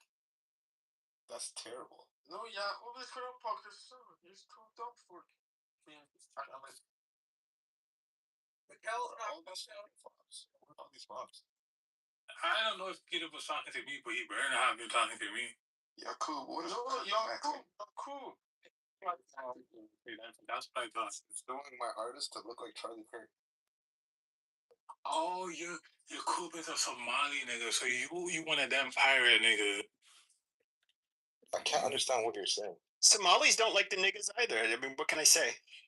I'm not Somali either, but I'm clearly Israeli. You see my username, you see my bio. You know, so many people say such awful, horrible things about African Americans on this app. I just want to say that maybe we could hear an example of black excellence. Does anybody have an example of black excellence they'd like to share? Yeah, Trayvon Obama. Oh. Obama's obviously not even a real American. He's literally a fucking... Trayvon Martin, he could run really fast, but yet he was still killed by a white man who couldn't run fast. Fucking Martin Luther King was a fucking CIA plot. Not even a real fucking person. I just want to read a quote about the Muslims from Winston Churchill when he wrote, "Indeed, it is evident that Christianity, however degraded and distorted by cruelty and intolerance, must always exert a modifying influence on men's passions and protect..." With the Jewish side, but you're rejected by your tribe because you're a Michelin. But with that being said, I'm not a restaurant known as a Michelin. There's no 4-star, 5-star Michelin restaurant here. I am known as a Christian. I've been baptized in the name of Jesus Christ, our Lord and Savior. I vote Republican, unlike you. You're just an angry little sounding boy with spiky hair who said the N-word 100,000 times too many. Try reading a book, Dr. Peepee. It might help your retarded brain. and solve the brain rot from 10 years of boxing. You might need it too. Your brain is so addled. The brain rot is so severe from the boxing. Just think about that. You say that all the time, Dad. That. Jews! N-word! N-word 100,000 times. Think about that. N-word! N-word! N-word! Zip it, chimp! Zip it, chimp! Zip it, chimp! N-word! N-word! N-word! Initially, it's a half breed. The dad's Jew, the mom's not, and so a lot of the time these guys will have the name like Silver or Silverstein or Goldberg, but they are rejected. They're like the babies that. Is it true that you were funded by the Southern Poverty Law Center, Pepe? Are you a Southern Poverty Law Center Clubhouse Project funded? I think you are, Pee-Pee. We discovered it. That's where you got your funding from. I wish those motherfuckers paid me. To be honest, Those are the original bastards. Dude. After I the niggers all top. like it all made. You don't need to say that. Speaking of alcoholics, welcome to the room, Marshall. Rankin, stinking, vodka drinking, Rankin. Hello? Marshall, I agree. No, it's just rude and racist. You don't have to say it. You can make your point without the fucking racist rhetoric. It's not that fucking hard. Marshall. Like, use bigger words. Oh my god, if Marshall Stinkin' Rankin is correct in Pepe, well then. You have a Jewish supremacist named John Kitover on the stage who's really just a Michelin. I'm not even Jewish. How can I be a Jewish supremacist when I'm not actually Jewish? He's Jewish. No, his dad's Jewish, and he's a Jewish supremacist. My dad was Jewish. He converted to Christianity, as well did I. We are not Jews, despite Pepe's racist rhetoric. It's just not true, ladies and gentlemen. Pepe is lying. Hello? Cast him to the wolves, boy. Dude, I think he reads poetry, John. Is that why he went? That's correct. I read books, unlike brain rot Pepe here. Dat. Jews! N-word! N-word! Dat.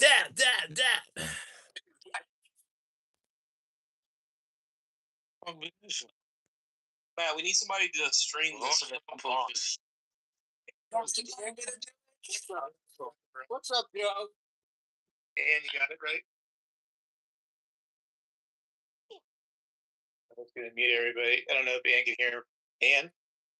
Yeah, I'm waiting for the months. Okay.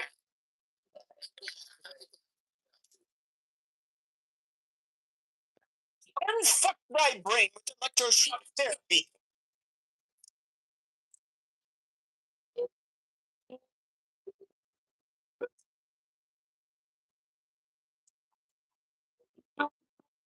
Dat. N-word, 100,000 times.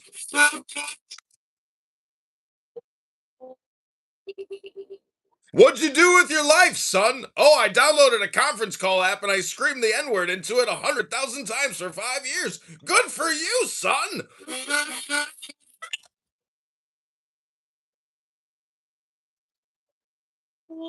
Have you heard about this cool guy named Pepe who said the N-word 100,000 times? He yelled it at his cell phone over a period of 5 years.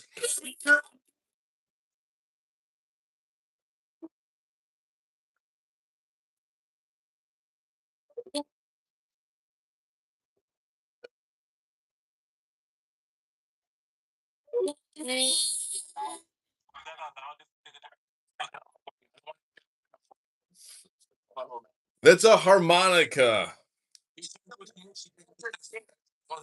That was a harmonica. What's up, Mr. Edward?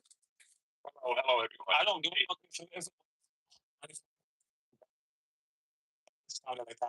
Yes. Don't mute me. We're gonna press conference Edward, so sit tight, yeah. Okay, so we have no new news up to this point. Well, we identified the shooter, it seems. Guess what, Edward? Guess where he's Yeah. Where's he from? Torrance, California. Torrance. Okay. Yep, there we go. He's a teacher there. I know those California people fucking terrorists, Matt. What? Yeah, Matt. What about you, Matt? You disgusting Californian. It's your fault. Guy. Okay. All right. I'll chill. All right. What do you mean? One of our people. He's black. You radicalized him to fucking hate Trump and hate white people. It's your fucking fault.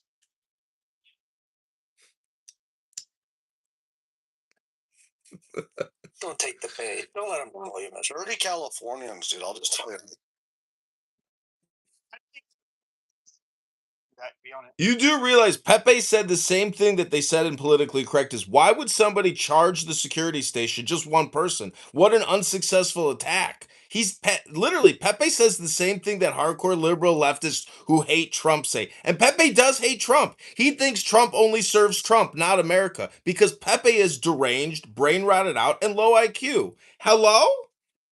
I didn't say that. I said what would drive somebody to want to hit, like, do something like that. Take their own. Basically, you're gonna the likelihood you Cook him. We cook it. percent. Of course, before you touch the president, but even if you did, what ends up happening is your name lives in infamy.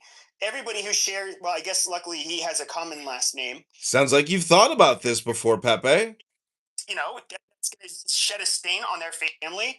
It is not only a waste of your life; it is just it's just a shitty thing to do. Like, why would you do that?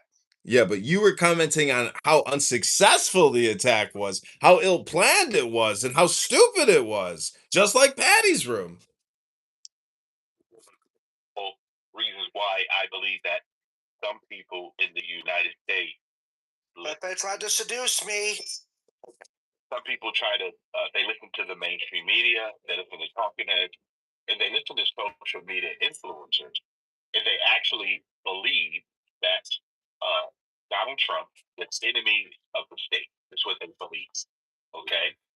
And if you guys just go down all other things that they've thrown at this one American, okay? 2 impeachments. He was acquitted on both impeachments. Okay? The Russia hoax. He was nothing found. Not nothing. They raided the man's home. Okay? They gave the man, they tried to prevent him from running for president the second time. Okay? Both in Atlanta and in New York, they tried to press charges, which they did. They gave 34 felonies. The first president in U.S. history to ever have a mugshot of himself arrested in Fulton County, Georgia, showed up for his own mugshot. The only person who made $7 million on their mugshot. Just think about that. So he takes something that's horrible and flip it over. What human being do you guys actually believe that had 2 assassination attempts on his life? They went in his wife. He's about to start talking, guys. He's about to start talking now. We'll get to your questions in a little bit after, but here he comes. Let's listen in. Law enforcement, and this was an event dedicated to freedom of speech. And we're supposed to bring together members of both parties with members of the press, and in a certain way it did.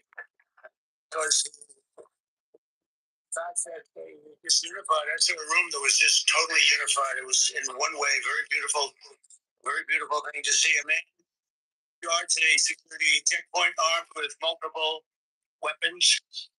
And he was taken down by some very brave members of Secret Service, and they acted very quickly and have just released, for purposes of transparency, clarity, I've ordered it to be put out. You probably have it by now, put out on Truth and put out on many of the platforms. It's showing the violence of this that attacked our Constitution, and also showing how quickly Secret Service and law enforcement acted on our country's behalf. Really did a great job. One officer was shot, but saved by the fact that he was wearing obviously a very good bulletproof vest. He was like from very close distance with a very powerful gun. I just spoke to the officer, and he's doing great. He's great shape. He is has very high spirits, and we told him we love him and respect him. And he's a very proud guy. He's very proud of what he does, Secret Service agent. And we're looking at all of the conditions that took place tonight. And I will say, it's not a particularly secure building.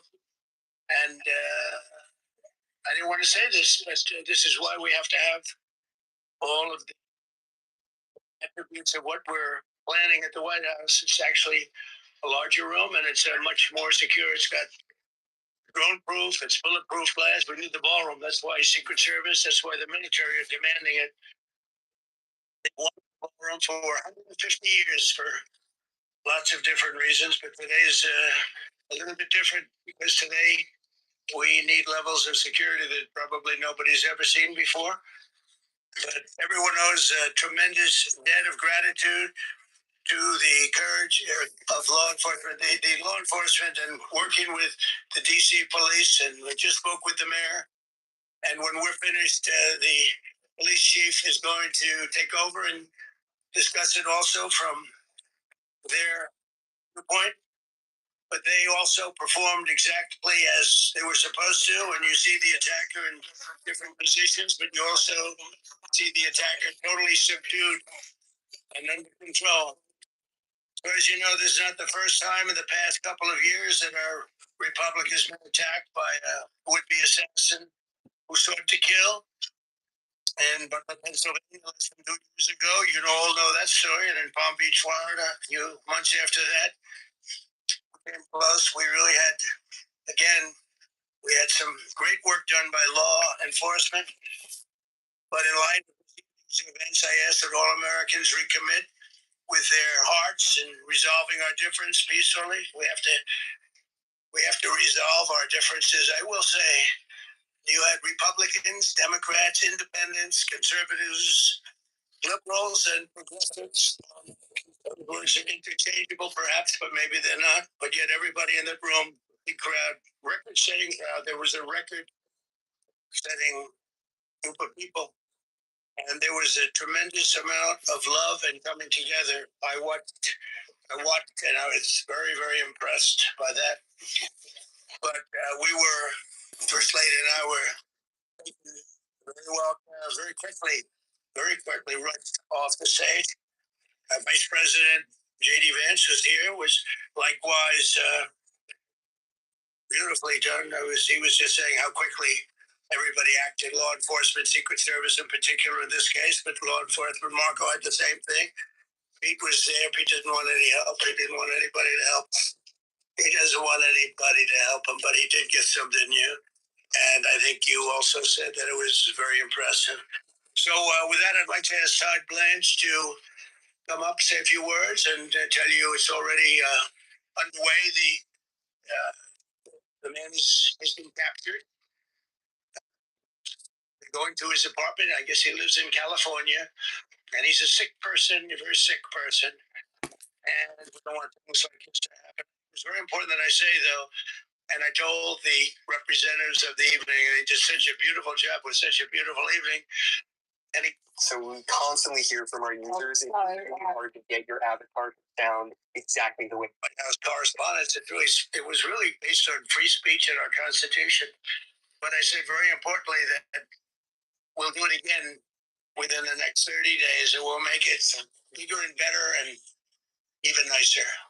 So I just want to thank everybody that was involved. I also want to thank the press, the media. You've been very responsible in your coverage. I will say I've been seeing what's been out. You've been very responsible. So Todd Blanche, I'd like to say a few words, and then we're going to have cash. And then you're going to go on, and we can ask, I guess we can make a couple of questions.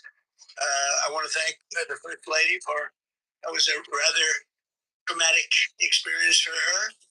There's a lot of place up there very quickly. But again, the response time was really incredible. And we're going to reschedule. We're going to do it again. We're not going to let anybody take over our society. We're not going to cancel things out.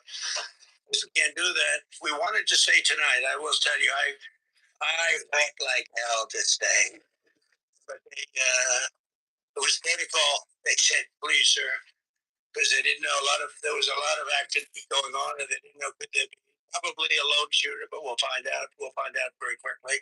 They have it very well under control. So I want to thank everybody very much, and Dr. Lance, please. Much, Mr. President.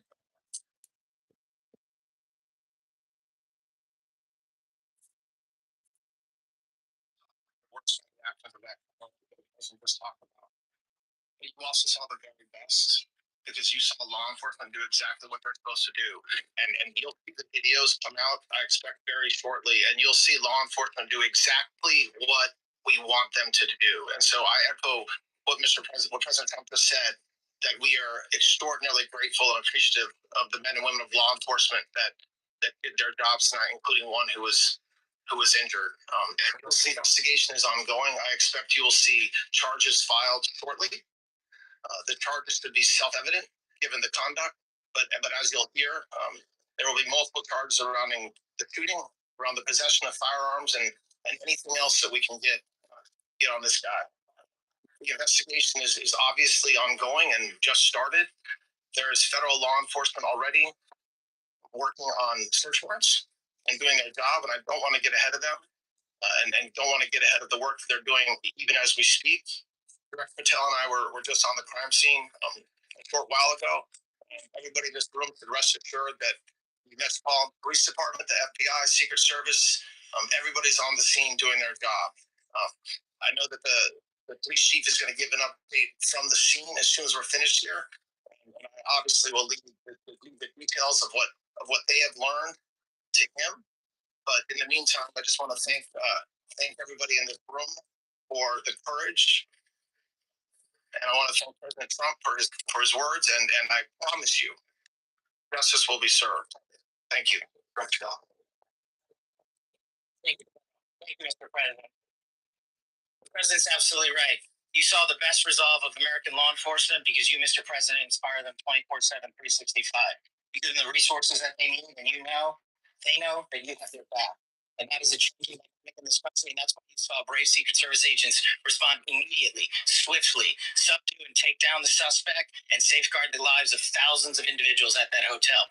Thanks to our interagency partnership with the Department of Homeland Security and the Metropolitan Police Department, the FBI was rapidly deployed onto the scene, took over the evidence response unit, is examining all the ballistics that were found on scene to include the long gun and the shell casings. We are conducting witness interviews as we speak. We'll hear from our team on the scene there with the mayor and the head of the FBI Field Division there. But please know what the Attorney General has just said rings no truer. You saw the very best of America tonight. The very best unite us at a time of uncertainty, because we have leadership here with the president and vice president that backs law enforcement, and the men and women that I shook hands on the scene today could not have been prouder to show up on scene. And as the Attorney General said, make no mistake, we are conducting witness interviews. If you have any information whatsoever related to this event, 1-800-CALL-FBI, 1-800-CALL-FBI. No piece of information is too small. No piece of information is inadequate. We will evaluate it all. We will also be conducting interviews of those that were there. And if any of those individuals have information, please come forward to law enforcement of the FBI or the Metropolitan Police Department. We will be examining this individual's background thoroughly. That process has already started, and we are going to ensure that he was either a lone wolf actor or anyone else that was responsible. We will analyze all evidence immediately to make sure that we safeguard this country. Mr. President, Mr. Vice President, thank you for your leadership. Attorney General, Homeland Secretary Mullen, thank you for the partnership in law enforcement. Thank you. Okay, we'll do a couple of things. Madam Chairman. I just want to say you did a fantastic job. What a beautiful evening, and we're going to reschedule it. It's very tough for her to ask each other questions, but I think you have done a fantastic job. Please.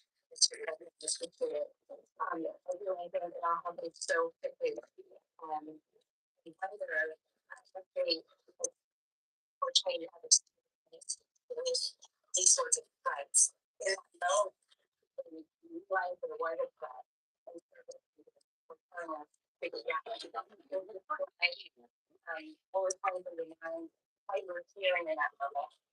That's very good question. Actually, it's always shocking when something like this happens. Happened to me a little bit, and that never changes. The fact we're sitting right next to each other, the first lady on my right, and I heard a noise and sort of thought it was a tray. I thought it was a tray going down. That many times, and it was pretty loud noise, and it was from quite far away. He hadn't reached the area at all. They really got him, but so it was quite far away. But it was a gun. People really understood that pretty quickly. Other people didn't. I was watching to see what was happening. Probably turned the gun down even faster.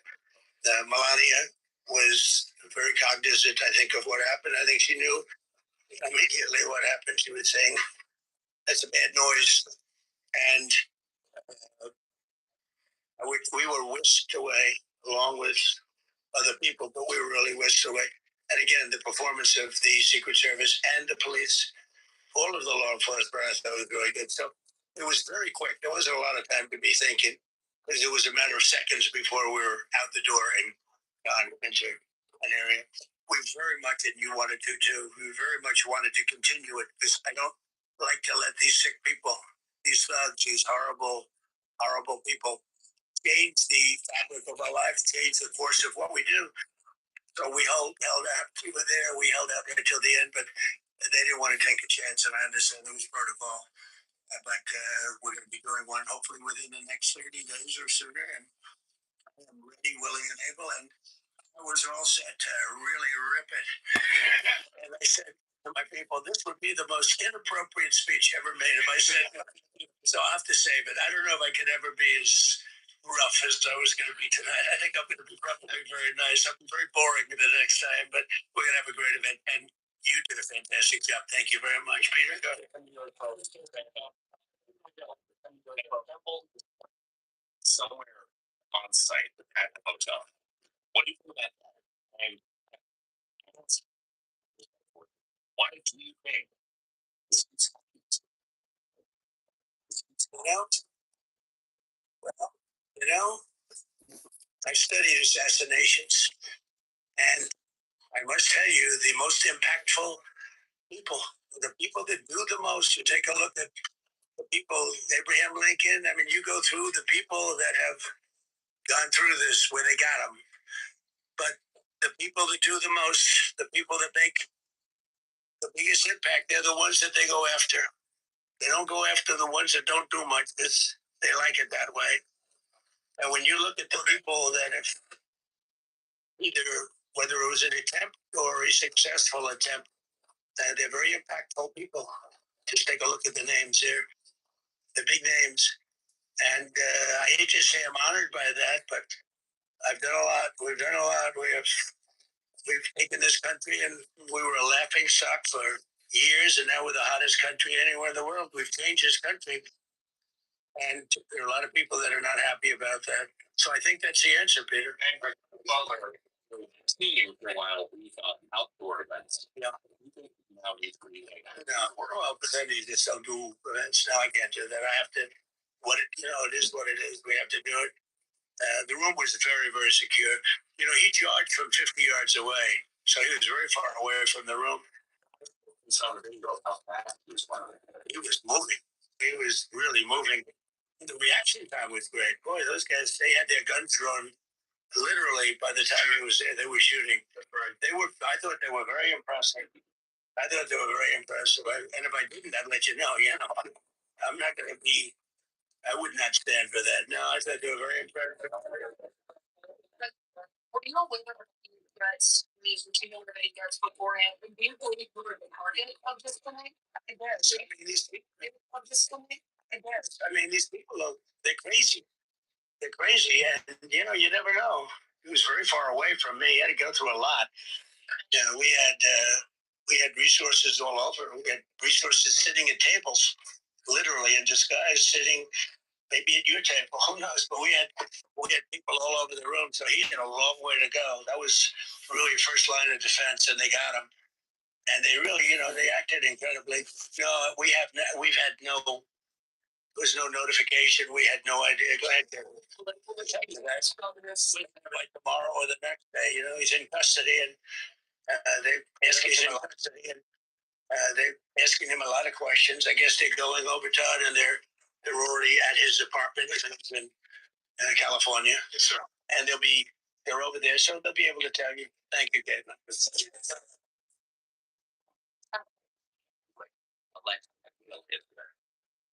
No, I mean, he was a guy who looked evil when he was down. You know, they had him down. He was fighting hard. He was a hobby in my.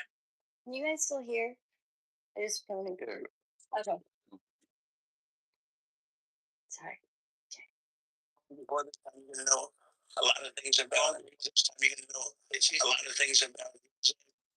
They seem to think he was a lone wolf, and I feel that too. You're concerned about you and sorry. He's not several of the details. Take minutes to escort it out.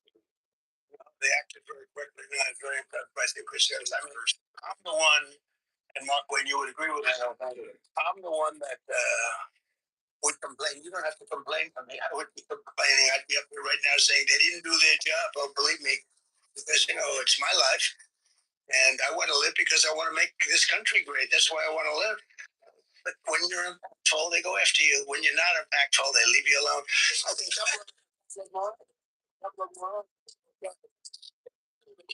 this shooting was needs to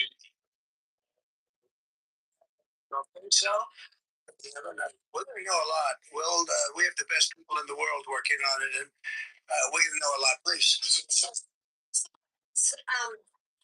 You, as well as some of us who have covered Butler, experienced another horrific day 2 years ago. Yeah.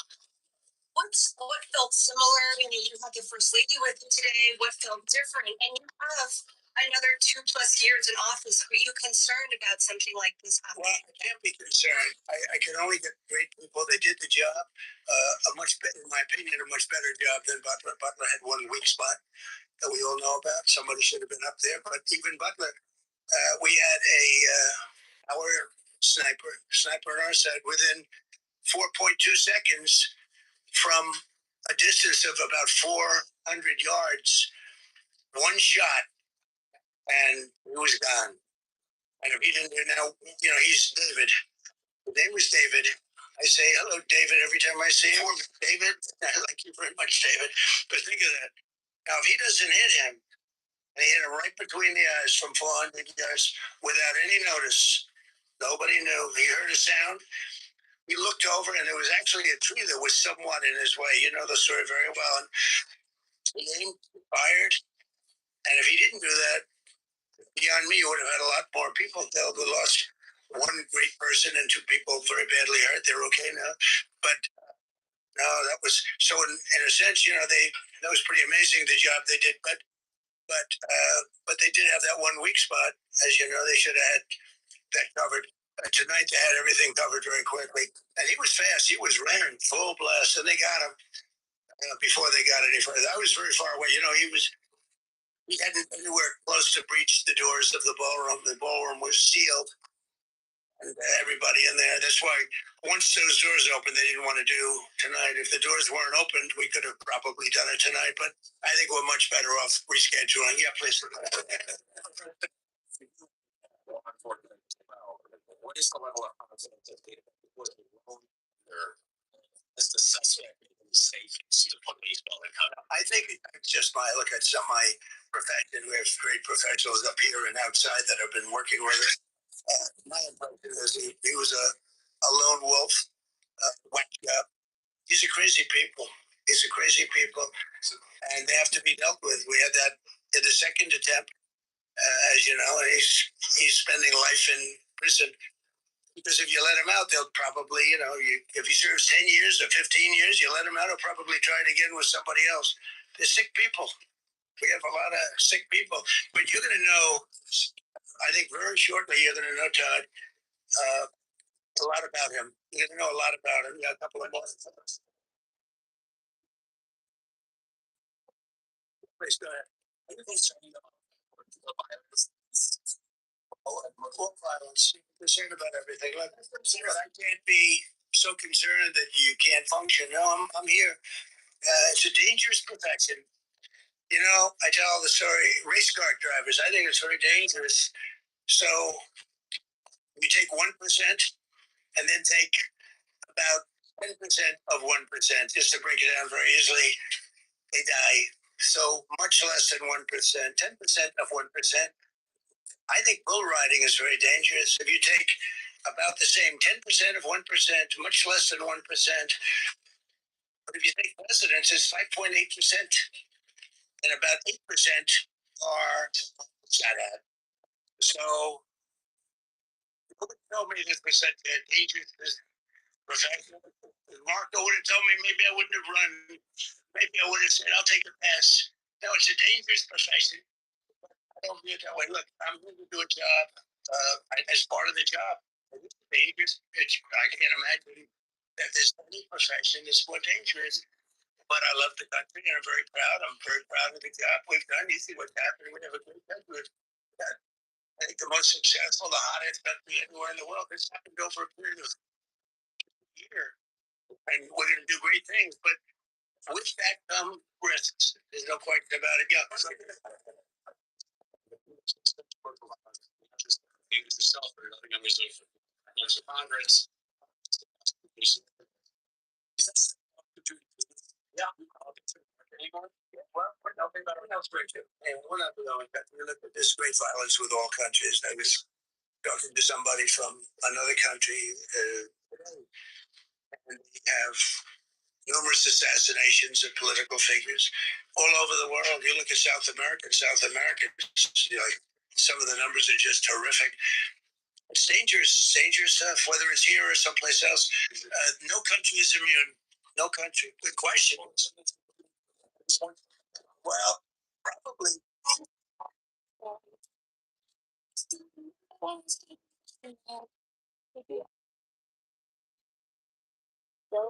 Segue, Ann. And get your goddamn Jew ads out in control. Get a nuclear weapon. Everything will be peanuts compared to that if they ever were given a nuclear weapon, and they'd use it too. Marco and I were talking about it today. They would use it without even hesitation. We can't do that. It was a shame. I said, oh boy, look at the numbers. We just broke 50,000 in the Dow. We just broke 7,000 in the S&P. They said we couldn't do it in 7 years, 5 years, 4 years. They were saying maybe in 5 or 6 years. And we did it in 1 year. And I called everybody together. I called all of these people and others, and I said, we have to take a little journey. I say to do this. We just had the great number. We just broke 50,000. Wasn't supposed to happen during my term. Wasn't reachable. We did it in 1 year. And I said, we're going to have to make a journey to Iran. They're going to have a nuclear weapon if we don't do it. We had the B-2 bombers take them out. I terminated in the first term the Obama agreement, the Iran nuclear agreement, which was a disaster. That was a road to a nuclear weapon. They would have used it. They would have used it 100%. So, you know, when you do things like that, you become a target. If I wasn't doing that, I guess I'd be a lot less of a target. But I'm honored to be. Okay, one more question.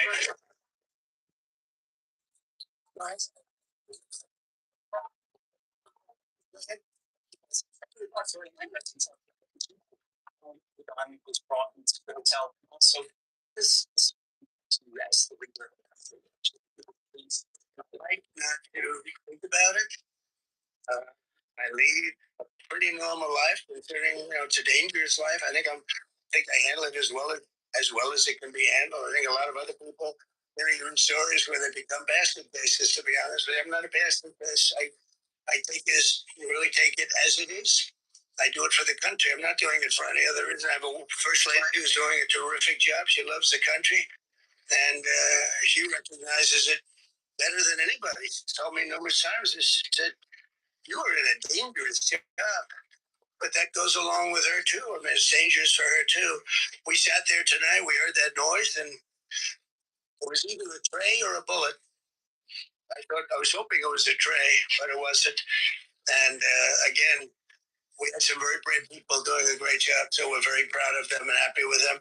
I just want to thank everybody. They will be able to give you all that information as to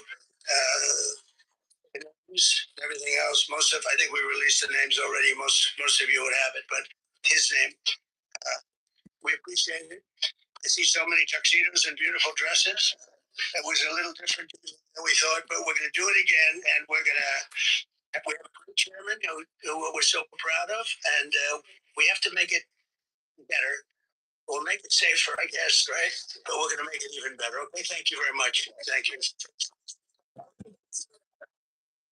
You want to say something?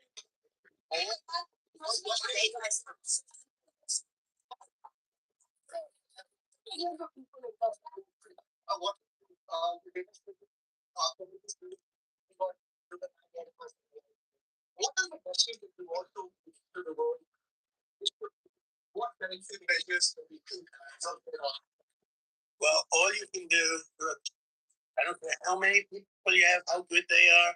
They can be the greatest people. You have the greatest security in history. If you have a whack job who's got a brain, but it's a little bit distorted or a lot distorted, they can make trouble. I would say, Pete, right? They can make trouble. Some of these people are of genius level IQ, and they're nuts. So it can be trouble. So you do absolutely the best. You get the best. We have the best people. Well, look, it was proven tonight. He started running from 50 yards, and he was fast. He was like a blur on tape.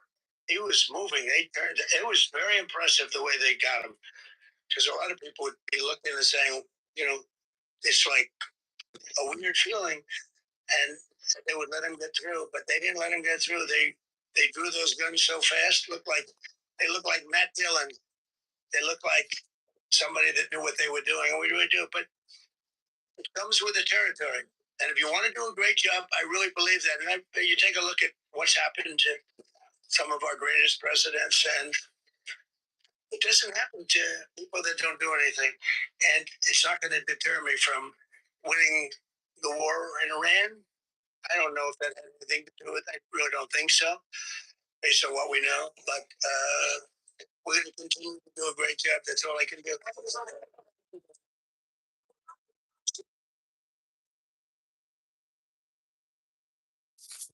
You see that, Pepe? It's not Trump for Trump. It's Trump for America. So get it through your brain rotted fucking head, you midget boy sounding that N-word 100,000X. Shooter is still alive. My name is Adam Ferrari, Executive Officer. I look forward to you. Yeah. What I'm saying is, I don't think you would survive a 357 auto. You probably got shot by a 5.7, Pepe. But I don't know.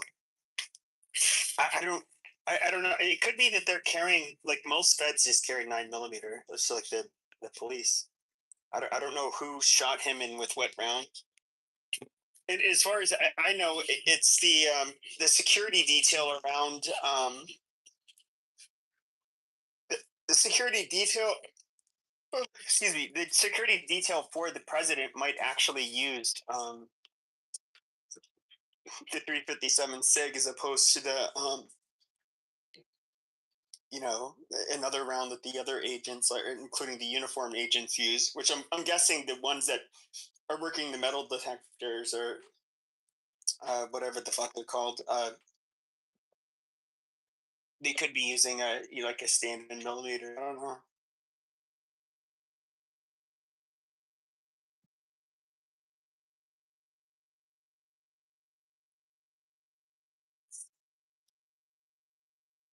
Didn't they say this person was a teacher? Looks like it. Kind of going off of what Word was, which is it's like we can say a lot of nasty shit about the Democrats. Which, by the way, I'm for free speech. I think even the media calling Trump Hitler should have been allowed. If they want to say it, they can say it. But the problem, though, during his first term is that they were social media and of course the media. They would shut down any speech that was to the contrary, and then social media would pick and ban anybody that was a little too far to the right, and it was they censored the other side. But I do think that I would allow the rhetoric, but I do think that I don't know that, like, to your point, Edward. I don't know that it's necessarily a good thing to censor people who really hate you, who will say outlandish, crazy shit, like, Trump is like Hitler and that kind of stuff. I don't think that's the way to do it. I think you should allow people to say what they want to say, but you have, a very you allow a wide array of opinions. Well, hey Pepe, what do you make of? So there's signs outside this particular event saying "kill all tyrants." Well, Pepe knows a lot about Adolf Hitler because he's a Nazi, and Pepe has said he comes out of Discord in the trenches. Yeah. like where's it? Like where does it end? You know what I mean? Like freedom of speech. Can you hear me? By the way, my phone's being weird. Yeah, you're good. Oh yeah, I'm okay with that. I'm sorry, I was on mute. I'm okay with that. It's I do think you should be able to make vague terms or statements where you say, like, okay, if black people were to say, like, kill Whitey, yeah, I don't, yeah, that's not really illegal. Gas the Jews, you know, whatever, the disgusting shit you can think of that is just like over the top, but it's kind of in a way showing your disdain for another group of people. I'm okay with it, even when it comes to people who are referring to the people, your people, whether you're on the left or the right. If they say, like, kill tyrants, okay. I mean, if we're being realistic, if we're being, oh, I'm sorry, can you hear me? Yeah, you're good. Oh yeah, if we're being realistic, both sides will like are against tyrants. And yes, if they so happen to do it to your side, or say, like, kill tyrants. What if you put Trump in there? That's like it starts getting really dicey. You know what I mean? Well, I mean, right? Like this gets interesting. Like I don't. That is.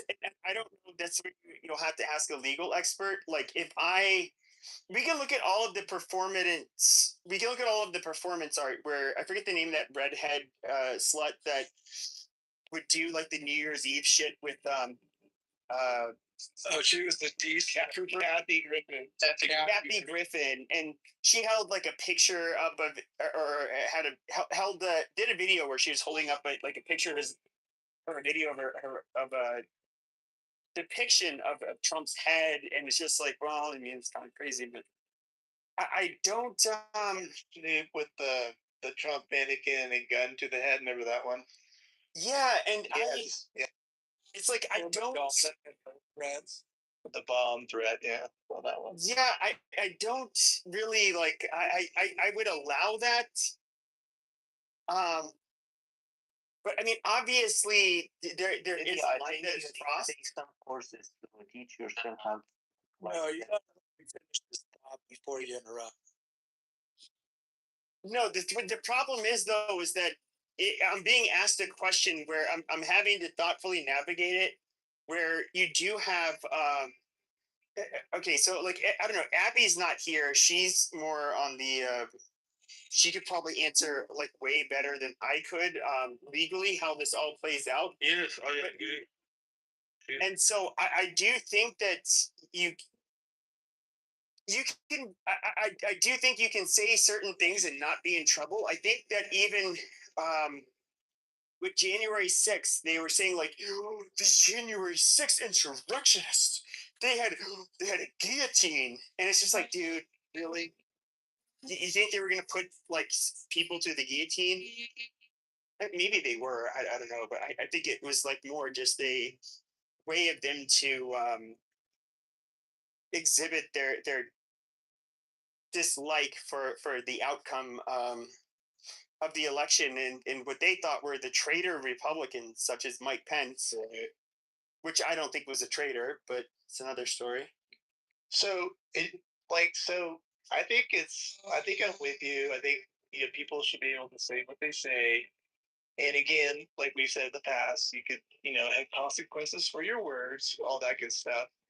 I think if this particular individual had a sign up prior to it, he doesn't get a chance to have freedom of speech in that regard. To me, it's just yeah, you're gonna get in trouble now, though.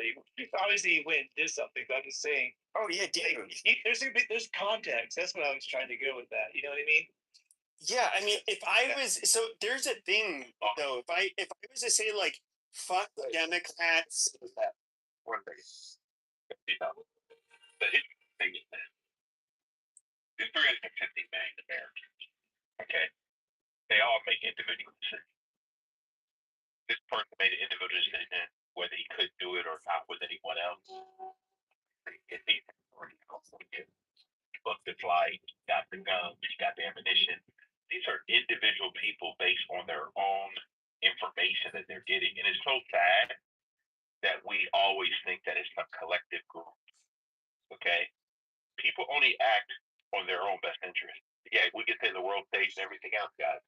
The sad part about it is that all of us are critical thinkers and we're all rational people. And unfortunately, we do have some unhinged Americans. We do. This is reality. Okay?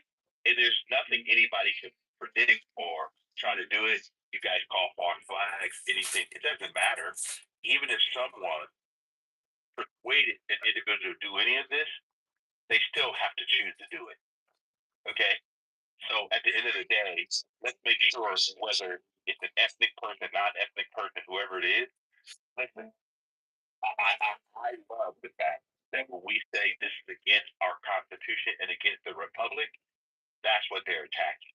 Unfortunately, we try to think that it's all about one man, and it's not. It's about we the people. That's what I agree with. People keep thinking, oh, this is about Donald Trump. It's about the people, guys. We got to stop this thinking. Listen, guys, there are individual people out here who are in a new body. He no matter what. His original body. In a life on lifeless on the table. He's still there in shock, staring at his own corpse. He had once been one of the richest men in the world. Doctors diagnosed him with a terminal illness and assholes out there, these anti-American people. He was dying with money left unspent. A friend introduced him to new. I mean, honestly, hate Trump so bad. I'm just saying, man. Like I feel like they hate Trump more than they love their country. Healthier body. So I don't know, man. I mean, letting that TDS, it's not fucking like. In the lab, the team Vote for the guy, but I never ever wished for him to die. I never ever wished me harm on that man. I just said, okay, he's okay. I hope he does well. I hope he does. He's not bad. I never ever wished for Obama to die. I didn't like the guy. I'm a conservative. I couldn't stand him, but I would never want him to die. I don't fucking. That's not. It doesn't solve fucking shit. All it does is, make embolden that side. If you kill, if you like, listen, man, it's just not the way to go. So, and wishing your president dies is not really the good way to go either, because you're kind of wishing instability, and it's kind of like asking for the pilot to get fucked up, to get hurt. And I don't think that's the way we should go. We're not Mexico. We're not fucking South America. We're not that type of country. So I never went through that. That's important. I did not also vote, because I don't vote for a person. Every president only knows their policies that they ratified by by a president. That's how our work out. Yeah, we have all these different things, and it's so interesting that we focus on the executive branch as this is something that continues to push me away from understanding why we believe that whether it's Barack Obama whether you go Biden or Trump. Okay, the actual issue that most of us have, especially in America, is we the people in self-government. And unfortunately, we do not have a citizenry that really understands that we are a republic and each individual person in America is actually responsible for the outcome of their own life. If we all think that there's some central government, whether it's your little city where you've got a mayor or a chair or a police officer, yeah, Charles, I know you can go ahead and say that because at the end of the day, I'm 62 years young. Okay, and what I've learned in life is no one's going to the mayor of my city that I live in has every best interest in mind or any of the elected officials in California. I do not think so. And I don't even think that Donald Trump has my best interest in mind. Sure enough, I have his best interest in mind because I love my country. I love the republic. And there's like, I don't know who said it. There's some people that do not like America and they would fall. And I say there's 194 other countries. Why would you believe? There's other countries that conspires on it. Don't try to change the republic. Go to it's already happening. So again, Hey, does anybody know if this dude, the shooter, anyone knew? Oh, this dude, I don't know if he's mixed. He's black and white. Did you see the picture? We don't see it. Nice. So is he mixed? Do you think he's mixed, or just like? It's got America and the orange dude had this clash. I mean, what this was. A big shooting is shooting Trumps. Which is kind of odd. Alligator might be a dangerous game. I don't know. It's got to be mixed with the graduate from outside. He's some leftist. He's making He's making fuel prices go up $1.30. I gotta kill him. He's ruining the world. It's I think this stuff is just the narrative. Like sometimes I think they can somehow manipulate candidates to commit the act they are doing. That's why it's really hard to trace and make it seem like it was the actual shooter naturally doing it. Because if you read about anything, they can definitely do that stuff. The entire media is convinced to some extent. That's why one of the tools that they use to kind of swerve someone's mind to believe in that narrative is why Frank Sinatra is the lead general in the film in 1962. So now we see all these other individuals like Erica Kirk and Charlie, stuff that kind of leads up to these assassins that kind of condition everybody to not be like, you see how no one's like really shocked anymore. You've been conditioned by trauma, algorithmic trauma, seeing the video over and over again. And that's one of the forms that they did to actually hypnotically suggest individuals into like a hypnotic state and to split their consciousness with Manchurian candidates. So maybe they can do that in a modern sense, like with the Kirk shooter or the Thomas Crook shooter, or the this dude right now. So I think there's always more underlying stuff that there is. But I don't know. But take that with a grain of salt. But assassinations. Literally, the CIA tried to make an ideal assassin with Manchurian candidates, and you're telling me that they don't somehow have they can't remember something like that today? I don't know. That's true. That's actually one of the ideas that I did have in my mind. Okay. Yeah, that was one of the ideas that popped in my mind, and I'm not. It's not that I'm not shocked or conditioned. I'm also confused on how someone can run up in there with a shotgun and make it out alive. Yeah, it's almost like they allowed it, right?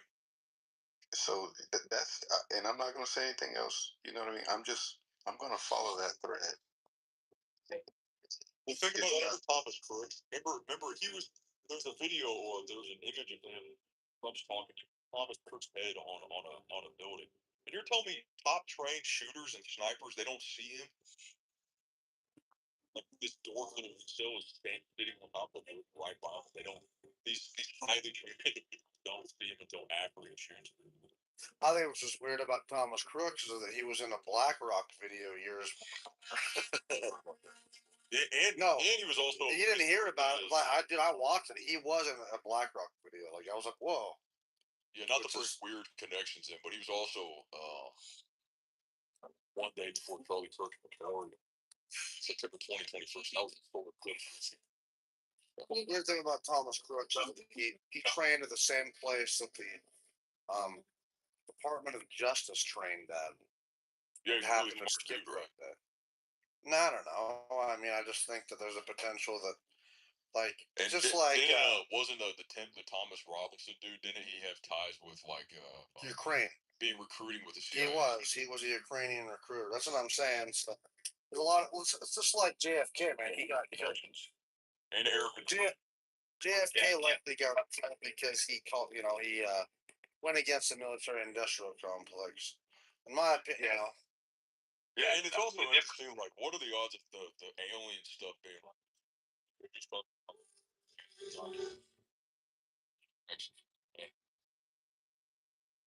this occurs? Well, I think again, like you said, what you said, take it all with a grain of salt, right? Yeah. There's so much information we don't know. Okay. And I like what another said, right? But you got all this actually happened outside of the perimeter. The perimeter never got into this. Okay, it's outside the security perimeter. Okay, so based on all of the evidence, other guns had, he was outside, and they said that when he walked up, that's when he rushed outside of the perimeter. And when they rushed him, they draw guns and everything else. But they took him down, they subdued him. That's one of the reasons that I believe, like you said, I think they should have taken him out. Yeah, and notice all the headlines that you heard of first, they made it seem like it made it seem like Trump got shot at him. Yeah, no. He was even. They shouldn't have taken him out because they needed to see where he was coming from. No, I know that, but I'm sharing with you that's why they didn't take him out. But none of it is the actual what the lobby of the ball. Yeah, no, it's what the camera footage. Taxes, borrowing for funding gangbangers. To host and lecture gangbangers. Ballroom itself. So one of the things I always try to do is wait for more information. But again, I think that there are people in America that hate America. Whether it comes from the mainstream media people, whether it comes from talking heads, whether it comes from influencers, or whether it comes from people's parents. Some parents don't love America. They think America is colonialism and all this other things. They think that we're bullies around the world. Left and right. Not both be big. Left and right. I don't care who they are. Okay? Listen, we have a country that we are supposed to love, whether we're right or wrong. There's things that we all do that's right or wrong. But I'm going to love America as I'm American. I had a conversation with people in the Bible that way. Well, why does Trump want to make America great? Just because I'm an American. I want America to be great. Trump can't make America great. Only we the people can make America great. That's a slogan. Okay? I want my children and my grandchildren to have a good America so they can walk about life and enjoy their life. That's all I want as an American. I want them to govern, allow me to govern my own life. Do not infringe upon the natural government. Just make sure the right that I have by our Creator is not infringed upon. You brought that up. He has been wearing the MAGA hats that he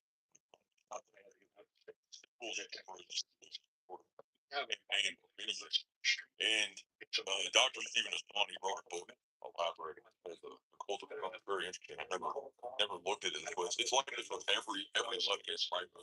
Heavy democracy in that area.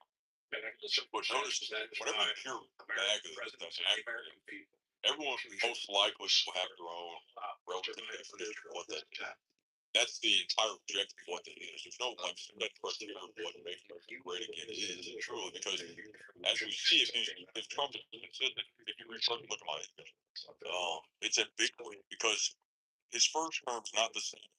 Now we hear more about his role, so it's kind of like this one age with what that is, and this is why I think Trump is now wearing USA hats. When USA hats, it's not wearing MAGA hats in the States. You notice it? He doesn't wear those. He wears the USA hat. I'm like, why doesn't he wear his iconic hat? Well, it's because that's just working into getting into the election.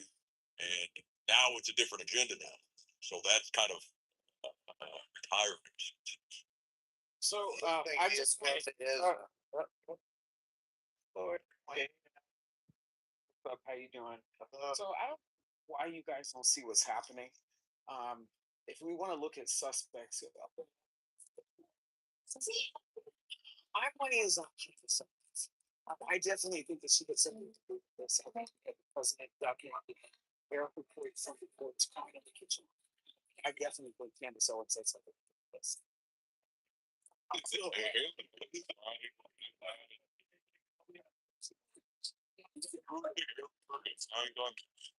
Was trying to. Of course they film a Oh, because Candace is out to get me. It's a monkey in a loose with a gun. Yeah, that's why. Traffic block. Right. What's the goal? I think she did it. Yeah, hello? Yeah. I think she did. She's already acting Doc, suspicious. why can't I go? What you do, hello? You know, with social media and everything, how the world knows to go. It's going to test this country, man, far as social media. These radicalized things to they just say that's what we're, they call it. So where you from, Dr. California leftist, right? And he's a California leftist, and he got radicalized on this app and want to test his democracy. No president can do it at the bill through social media way. People getting radicalized for the stuff, the Israel stuff, the left or right, and I don't know how in the modern world how do you stop the mass radicalization that's going on in these apps, these social media. I don't know what you do. Well, if you noticed his response, his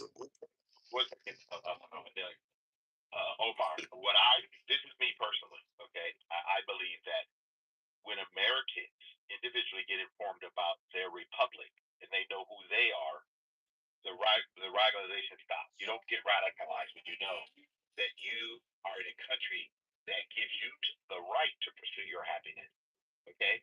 You have liberty and life, okay? Most people today, unfortunately, believe that there's some central government, whether it's their state or whether it's the federal government. That's what they believe. And that, if you look at all of the left, everything from the left, all of their policy is personal issue. It's not about growing America.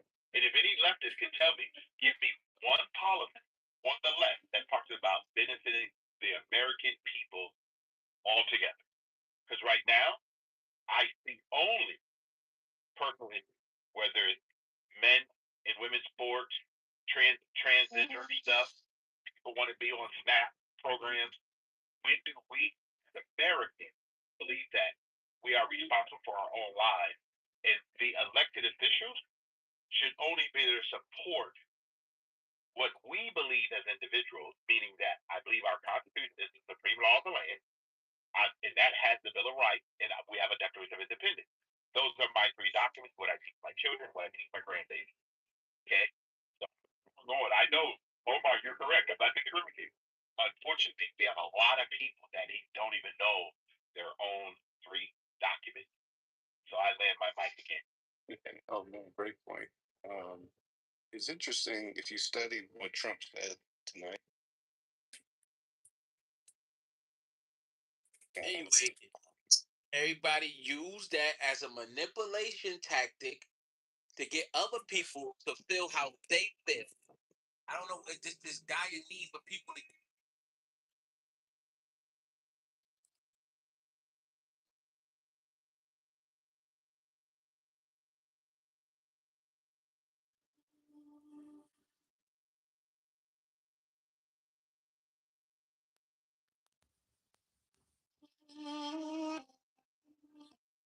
He could be a racist.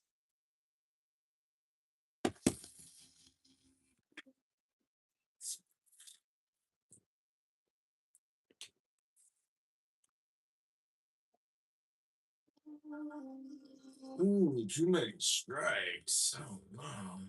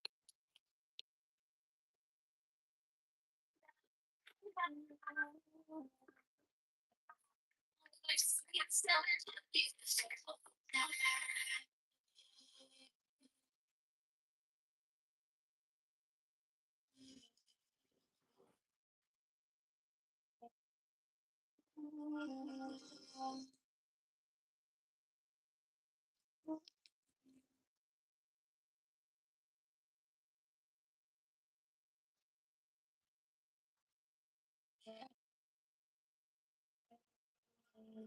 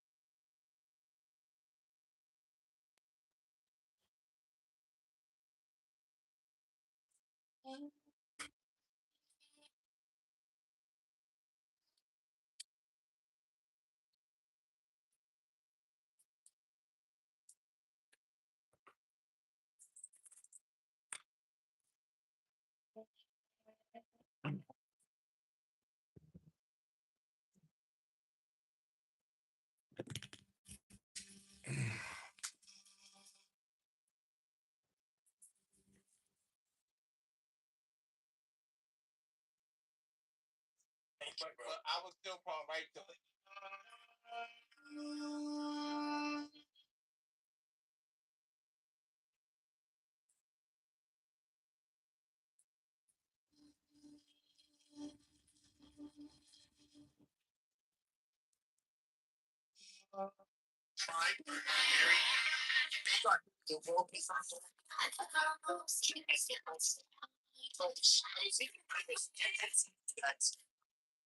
If this was to have happened to Biden during one of his correspondent dinners, there would have been like this massive call to shut down hate speech and disinformation, and they would have basically forced the hand of social media companies to do this, where it's like I'm saying, no, that is bullshit. You should not do that.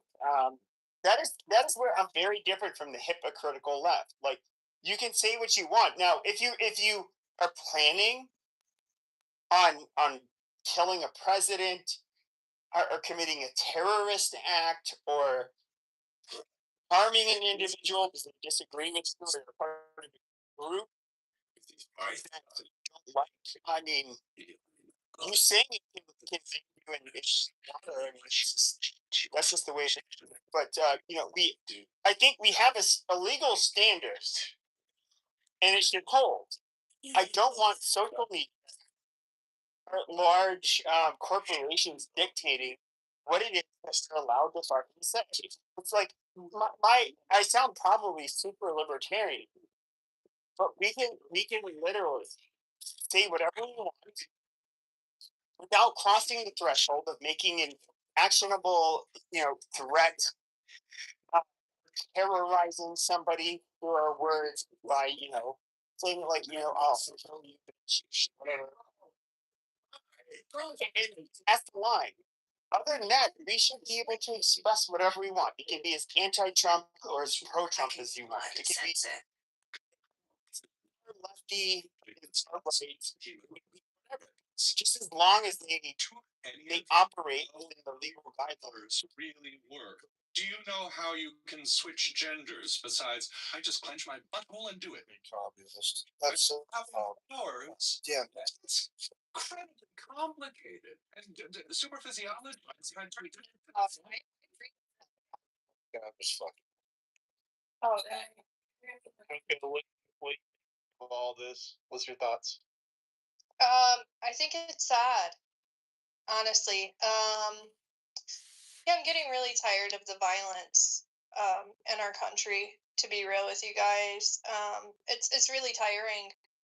Um, this is not the country that I grew up in, and unfortunately, uh, in the '90s. Okay, yeah. But yeah, so this kind of shit. Like, I don't want this to be normalized for my kids' generation, or I mean, any kids in the United States. I don't know. I don't like this normalization of violence in our society. To be fair, And violence was way worse. So you were born in the 90s. Yeah. In the late 80s and early 90s, violence was far more commonplace in the United States than it has been in your lifetime. Oh yeah. Oh, okay. 80s. No, actually, if I'm actually being I'll be more specific. From the late 70s to the early 90s, America was by far more violent than it is today. But that's kind of irrelevant, dude. See, talking about civil like this and the division politically, not like about crime rate. Well, I mean, yeah, a little bit of both. Right? 1980s, late 1970s Democratic conventions where they was fighting. They used to fight at those Democratic conventions in the late 70s, early 80s. You missed that. Oh, that's interesting. Maybe I'll watch some videos on that. Yeah, no, I was born in the late '90s, so no, I wasn't around for all that. I wasn't around either, but the videos were out there. I'm a little bit concerned for even me being somebody who didn't vote for Donald Trump, and I don't like Donald Trump. I am a little bit concerned for his mental health. I understand what it sounds like, or what it feels like after you've had an attack on your life. I have had an attack on my life before. I've survived gun violence. And I just noticed in his voice when he was speaking at the beginning of his speech he just did, an hour ago, his voice was very shaky. He kind of has like the shell shock sound going on. What? I didn't hear that at all. For me, and I think he'll be all right. You know, we got the best of the best for our leadership in this country. But at the same time, like, this is not something we should just. But I don't think that the gunshots. When the gunshots were happening, at least in the video that we could see, they were not registering in his brain. I get it; he's a draft dodger, and he doesn't understand what gunshot sound like. But one of the things that I thought was like ridiculous that he said is like, oh, perhaps the most dangerous job in the world. No, you fucking faggot. The people have a much more dangerous job than you. We're your Secret Service agents who have to confront the people that literally want to do you harm. And one of them ended up getting shot tonight, not the fucking president. Yeah. And they ended up taking out the fucking threat. And, having to listen to his narcissistic bullshit. You need to trust You done speaking or no? Nope. Yeah, I'm done. I was right off of. there. Wait, what did you say, Oh, I said, are you done? I don't think we're done. Go ahead. No, not. But I will address that. I don't think everything that he said tonight was something that he thought of on his own. I mean, in general, I don't think that for majority of the things he says, when he does give his, nationwide speeches, whatever. But especially after just like an hour or two of almost getting shot, I don't think that like majority of what he stood up there and said was his own thought. So, there's that. But the other thing I was going to mention, I don't remember anymore, actually. I don't remember because so many people came up. I know. I'm sure you'll think of it the minute someone else comes up. Right? Not you. Not Josh.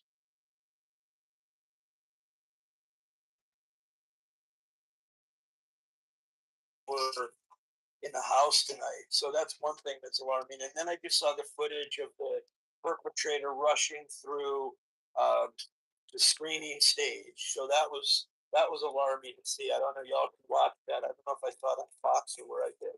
But the other thing is, I don't know what the guy's motive was, but two things. One, Trump's approval ratings are terribly low, right? So that explains one reason why he used, and good for him, he used the opportunity when he spoke tonight to try to bring people together. I think it was very much a defensive and opportune moment to do it. I don't agree. I'm not a Trump fan, but I think that's why he did it. And he really finds those opportunities, which is probably one reason he's managed to land on his feet every time he does something really unbelievable.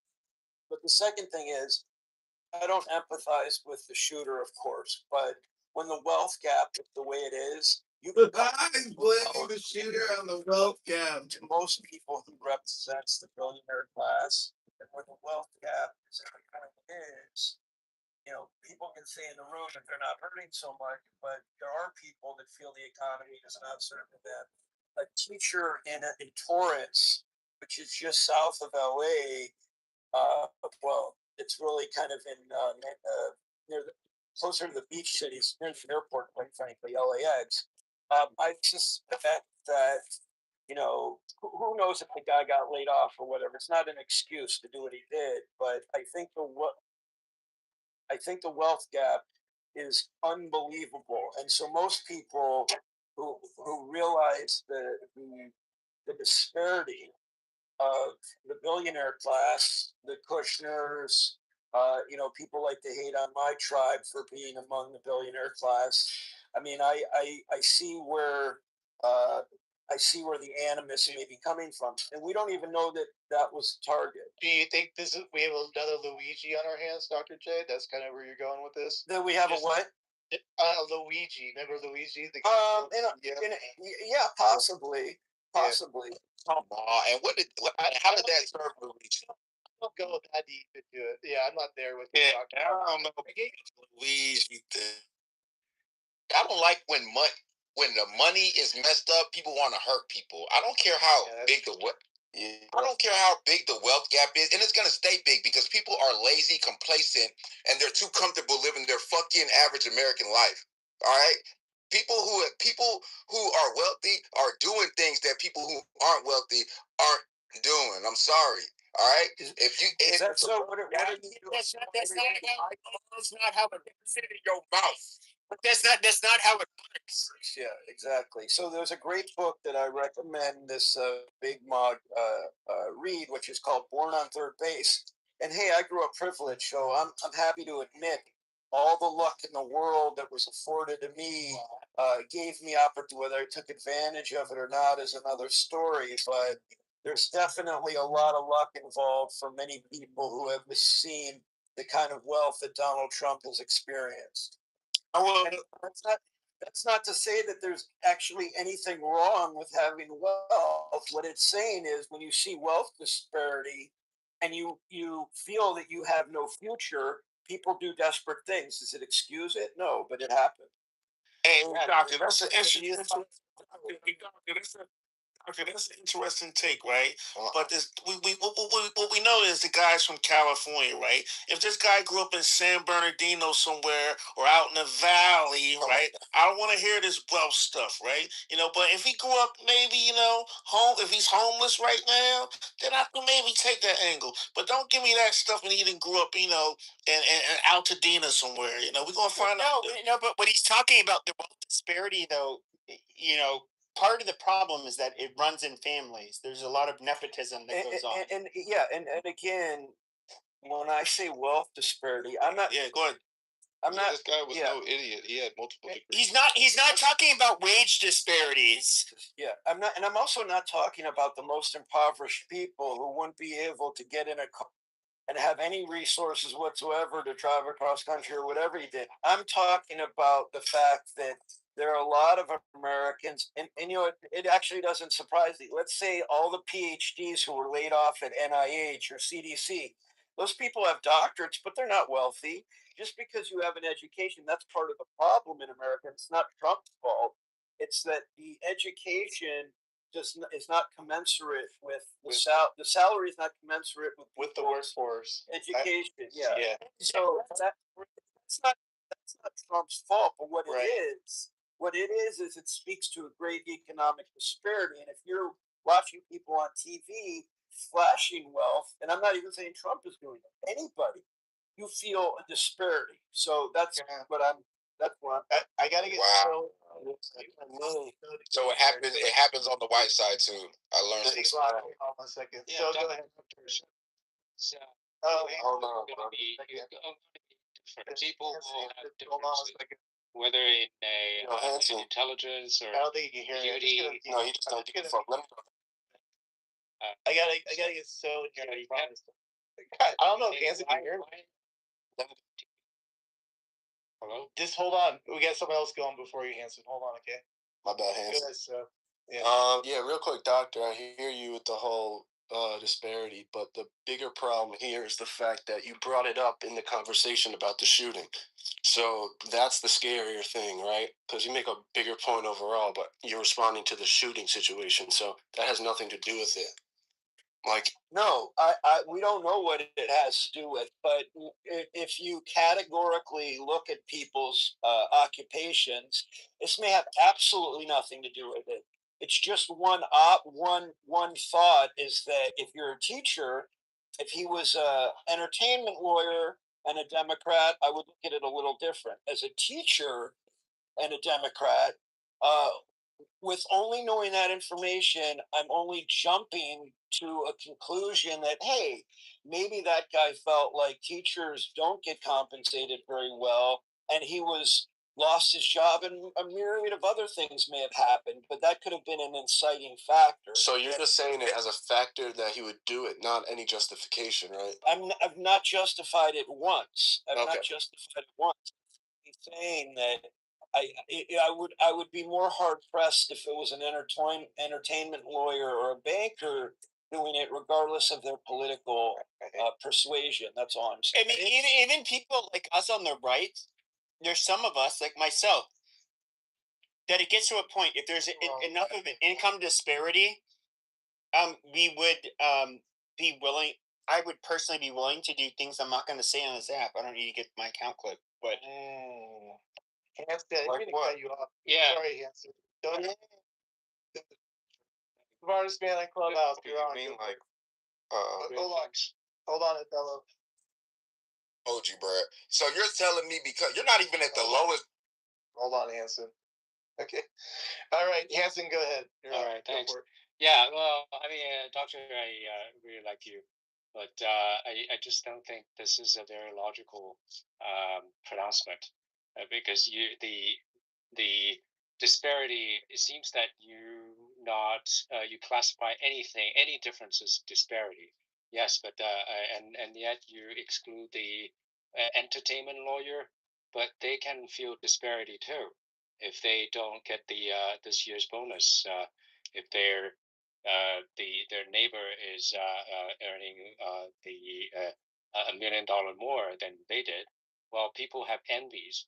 I mean, if that's a reason to shoot somebody, taking out somebody else life, then everything would be permissible. We would go to jail, and so I mean that is no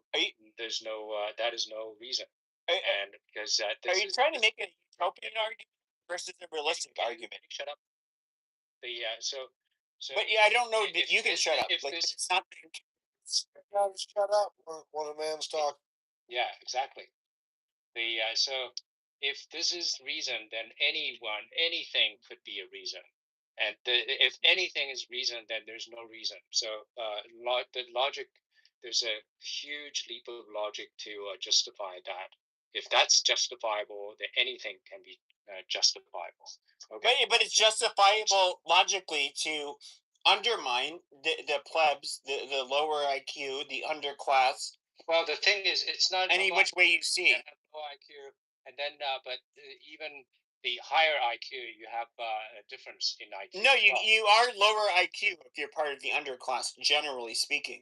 That's a fact. Yeah, but the thing not is, could be. They are. Sure, but that's not the reason.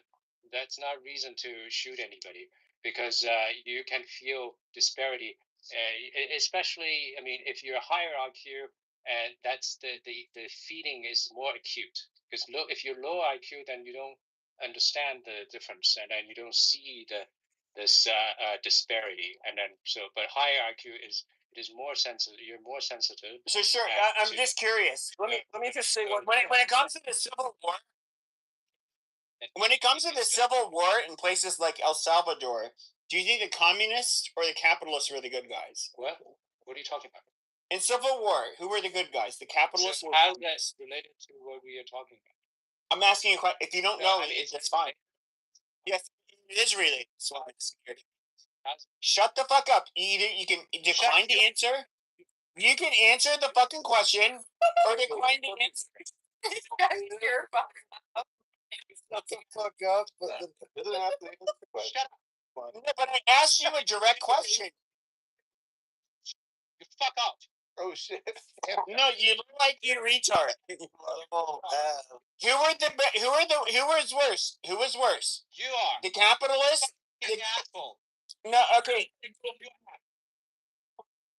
I pay up. Eat that nigga up. Eat him up. Yeah, okay, so once again, you're not defeating my argument. You're utilizing insults. So literally, I'm asking you, who were bad? Who were worse? Who were worse? Who were worse? Worst. No, I asked you a question. It didn't involve me. During the El Salvadoran Civil War, who were worse? The capitalists or the communists? You are. You're a communist piece of shit. Yeah, that shows you. He doesn't want. He doesn't have an actual fucking answer for anything. He goes off of emotion. This is retarded. Hold on one second. I want to just respond to Hanson because so I usually agree with most on most things with Hanson, even though politically we disagree on things. I by and large I like the way he thinks, but the premise of my statement was really more about I actually was watching CNN and then I said someone say it in here and I've seen people on social media. People said there's really something sick with America, right? And the implication was that let's immediately the perpetrator obviously has mental illness, or you could argue that he had nothing left to live for and he may have been very rational. We don't exactly. We don't know, but even Biden said that he was suicidal at a point in time, which is a mental illness. But then because right, so everyone has a potential. Everyone has a. Maybe we need to look at desperation. Now, I don't think Trump has made people desperate, but the divide that we're looking at, like most people who are very wealthy, right, are much closer to the most impoverished people on the planet in terms of their wealth than they are to Musk or Bezos, whatever, right? So there is such a great disparity between the wealthiest and kind of the next level, right? So all I'm saying is, let's say if this guy was an entertainment attorney, as I argued earlier, I would have been less quick to kind of jump to a conclusion as ridiculous as you guys may think it is. But when someone says it's a teacher, that they say it was a nurse, and they said someone who probably I think doesn't get compensated as much. I don't want to say as much as they should, but compensated enough to live the quality of life, let's say in Los Angeles, and he could arguably move elsewhere, right? But the thing is, why do you think the entertainment? That's bullshit. That's such bullshit, Dr. Jordan. I'm sorry. That's just bullshit. But Abby, all I'm saying, I love you, Dr. J, but it's bullshit. We've enabled political violence. People are fucking lauding Luigi. Okay, we're enabling this kind of shit, and it's become like mainstream. Instead of condemning it, it's condoned. And that's the problem. And that's why you get these crazies. We had a guy from Vegas that went to New York and shot up the street. Remember, he went into the NFL office in New York? I mean, there's just story after story of these lone wolves that we've enabled. And that's fair. Okay? It's just bullshit. I'm agreeing with you. I'm mistaken because when I heard, so I don't know if you were in the room when I just said this, when I heard on CNN that someone said, one of the commentators said that the country is just sick, my interpretation of it was that they thought they were talking about dysfunction or I didn't realize they were talking, and I'm admitting my naivete. I thought they were talking about like the country as itself is sick and people are unhappy, rather than this was political violence. So I'm absolutely mistaken from the get-go. I think Abby, I'm with. We've normalized this kind of crap. So the argument isn't hitting me at all on this one. I think that's just like kind of a little bit of a cop out. I think I'm just not there. I don't see it, Dr. Jordan. I know where you're going with it a little bit, but I just don't see it. And oh man, let me say something.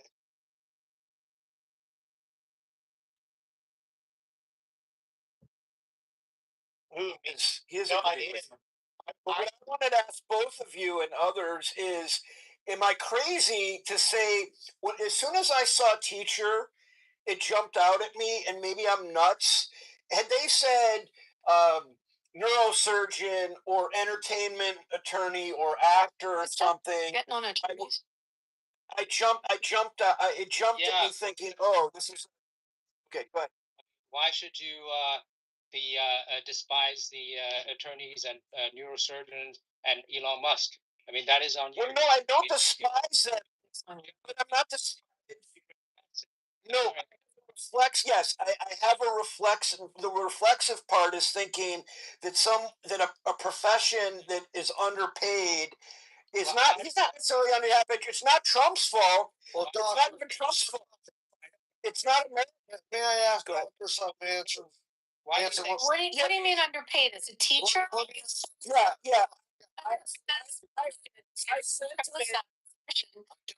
You got a degree. You could have gone into all kinds of. No, you're right. Hold on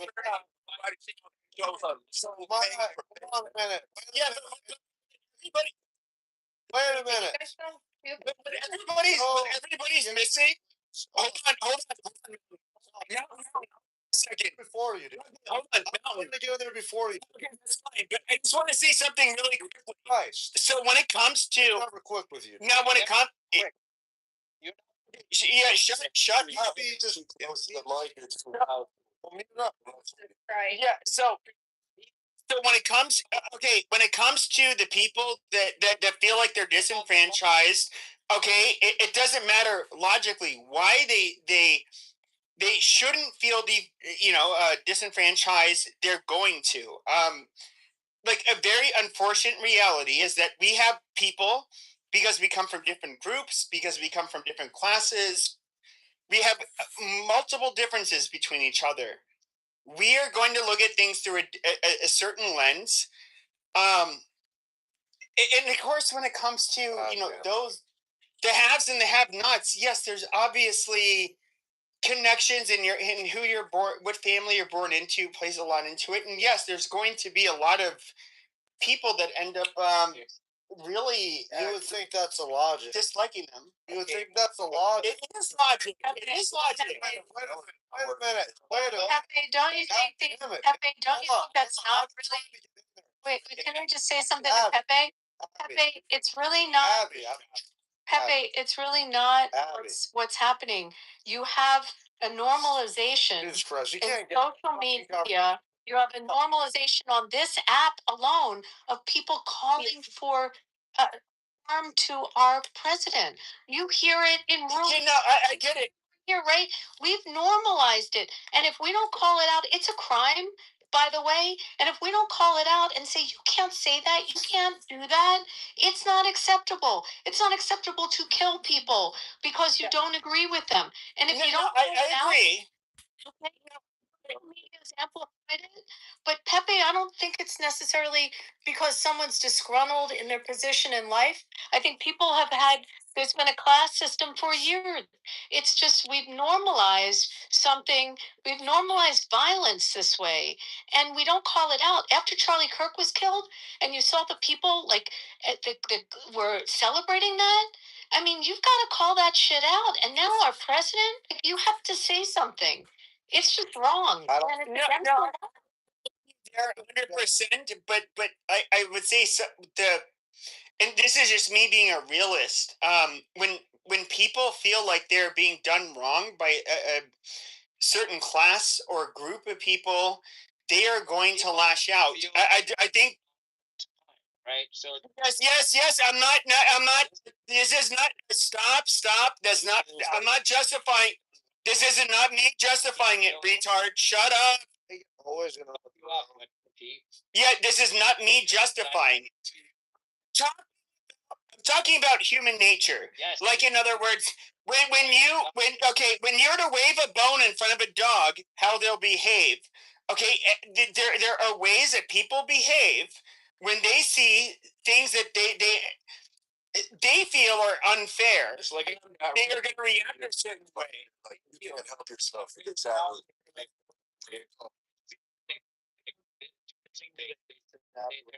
Always allowed to do so. Mountain, you're up, and Coco, I'll let you get into. I know you wanted to finish off. Yeah, let me go after Coco, man. Huh? Let me go after Coco, Matt. Okay, alrighty. All right, now, where are you, Mark? Did you get all that? And I was okay. So Coco, why don't you just get off the thought that you wanted earlier that you forgot? Go for it. Yeah, the original thought that I was going to talk about earlier is I think we're going to see some people try to frame this as like, oh, the votes are going to change and they're going to try and encourage people to vote differently than what they've been planning to. And this is something we've seen historically happen. I definitely think there's going to be a little bit of that going on. So just everybody be aware of that, right? This won't be changing any of my votes, by the way, whatsoever. I've studied on who I want in office and who I want to represent me, and it's just not going to change that. You know what I mean? So I wanted to make a comment about what you guys were actually just discussing right now. And I'm not condoning this. I never condone political violence. However, I always do try to speak up when it comes to teachers. And teachers are severely underpaid. But no, I think this guy was mentally ill. You don't just go and be like, yeah, I'm just gonna, yeah, I'm not gonna say that because that's incriminating. But you don't just wake up one day and think about go and assassinating our leader, and you're just like a mentally sane person. This is not normal behavior. So I think it's unjust to be like, yeah, well, maybe it's because, they're a disenfranchised person or they come from poverty or blah, blah, blah, blah, blah. No, that's bullshit. You know it's bullshit. We all know it's bullshit. Call a spade for what a spade is. Hey, Coco, That's can all I going on in the goo right now that people on this app, push this stuff all over the place with their rhetoric. Do you think that like people on this app have a responsibility for their words bit and what they do, the rhetoric that's going on, or no? Yeah, absolutely, I do. And I don't know who just brought it up. After Charlie Kirk passed away, that was you. Okay. This is where I kind of started to get frustrated with people I usually align with, because after he was assassinated on a college campus, yeah, people were sitting there celebrating it. And I was really confused because I'm like, hey, look, like this guy was just killed in front of it, like a bunch of people on a school campus. That's fucking terrorism. And you're exciting, you're cheering up and down about it just because you didn't agree with what he said politically. That's disgusting. And, I was condemning all of these people. I was getting really upset. I think this is a standard we should all try to hold. Even if these are people that you usually agree with, yeah, you should be condemning them and telling them, no, that's fucking wrong. What you're thinking, like, you're spreading is disgusting. We shouldn't be normalizing, people who talk about politics or political commentators getting shot on our kids' fucking campuses. Like this is insane shit. Any normal person would be like, no, that's disgusting. It's a sad thing that he passed away, and we don't want to see any of this kind of violence. Like we don't have a place for this violence in our society or in our country at all. I mean, what kind of standard are we setting if we're not going to call people out for this shit? What kind of country do you want your kids to grow up in? That's what I want people to really think about. So that's where I'm at with that. That's a Well said. Hey, Matt, can I respond to I think Big Mog, real quick, Anthony's going to jump in here real quick, and then Yeah, I want to yield to Anthony for sure. yeah. Thank you. I appreciate it. I appreciate it. It's good to see everybody in the room. Most High bless. I'm so happy that Trump and his family are good. So with that said, Coco, I understand where you're coming from, and I share similar sentiments to you. But there's a there's a line that we have to be careful that we don't cross. All right. So it's unfortunate, but the reality is, and whether or not it's even unfortunate is debatable. We have freedom of speech in the country. It's not to say you're free of consequences. If your employer has a problem and they decide that they no longer want to be associated with you because of you exercising your freedom of speech, rights, First Amendment rights in this country that people have died for, uh, so be it. That's the consequence you may face. But I don't think that we should stop people from freely expressing their ideas and their thoughts, no matter how abhorrent they may be. Um, it may sound crazy to some people. I have no problem being on stage, interacting with, speaking to people who freely use the N word. I don't really care. That's me. and I can. I don't. Why was this nigga so giddy to say that to me? Like, please stop. Yeah, yeah. So here's what's up, man. Ultimately, we have to. It's a really slippery slope when we start, stifling speech that we don't like, as abhorrent as it may be. That speech, we, somebody's going to eventually come for our right to say what we want to say. So, like I hate the stuff they say about Charlie Kirk. There's so many people that regurgitate information that they have, like, there's no basis for in reality. They've never actually sat down and listened to what he said in context to understand that so much of the narrative is just poisonous and it's not true. But, you know, like I said, I think uh, we're gonna have people to say what they want to say. I agree with you 100%. I think there's always like we can look at let's just say like Hitler was to come in power. He's gonna gas the Jews and all the people he considers like just Abrahadabra. And ends. 6. I bear the rose and cross of life and light. Abrahadabra. Giving the sign at each Abrahadabra. Remaining in the sign. The invocation concludes.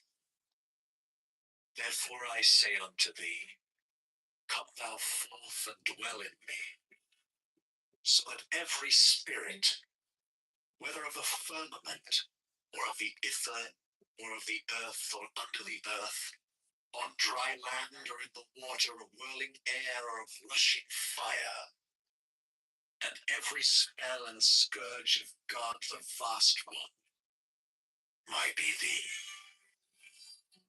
Abrahadabra. The adoration. Impromptu. Close by banishing. I think this was omitted at W's order.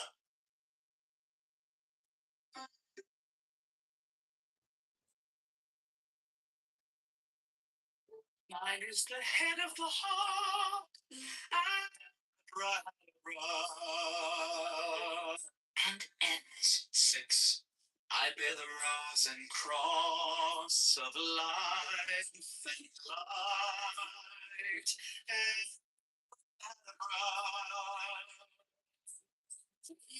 The song at each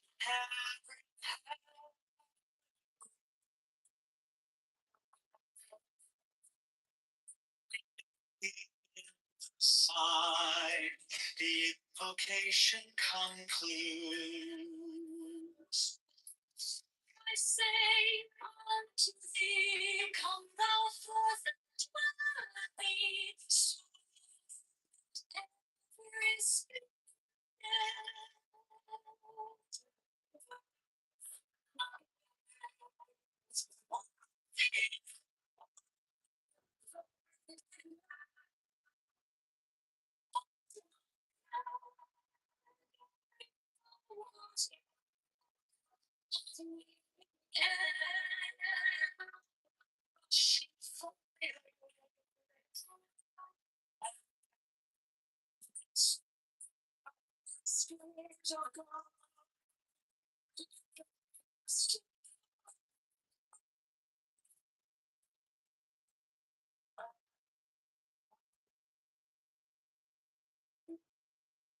The adoration, impromptu, close by banishing. I think this was admitted as W's order.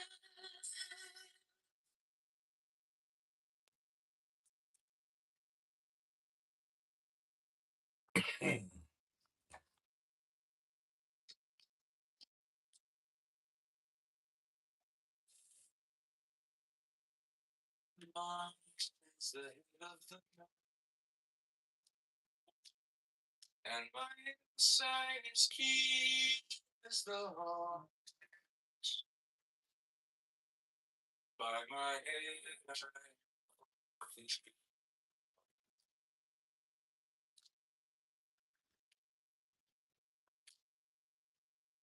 Hey, I am the only begotten child of my father and mother. My father is dead.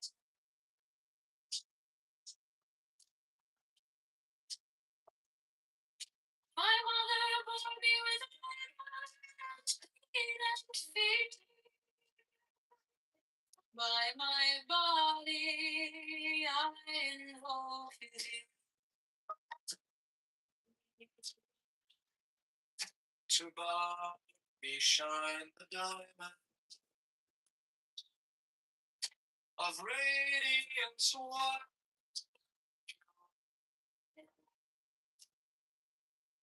By their brightness I invoke thee.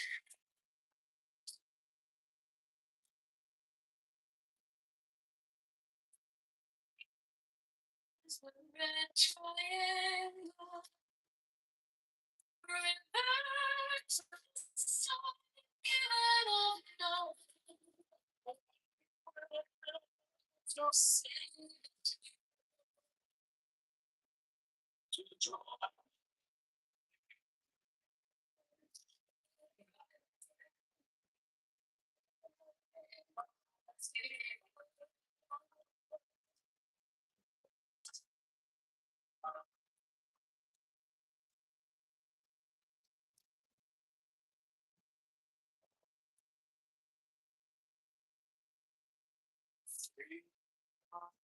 It's the covenant of water. So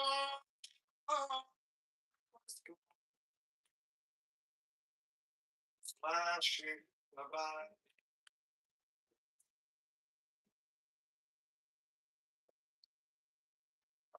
By my road.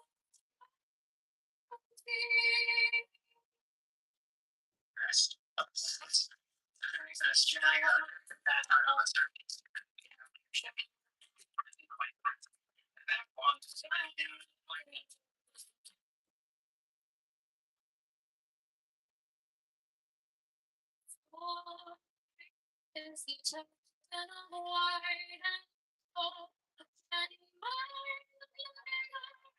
intermittent by my cross.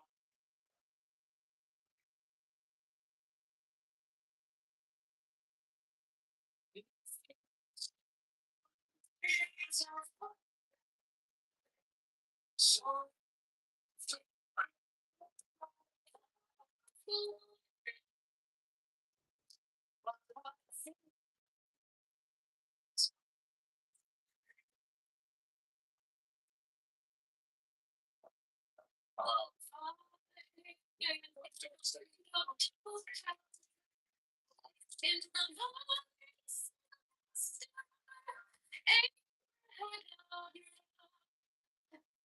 the word I am called.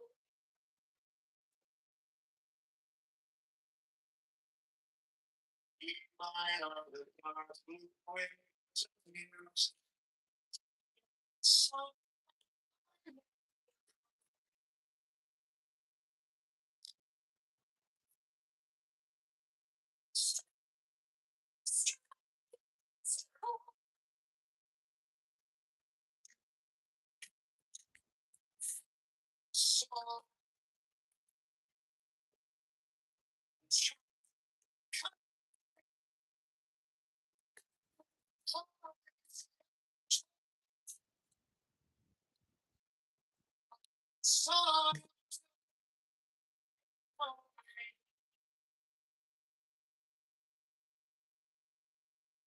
In my hand is thy sword of revenge.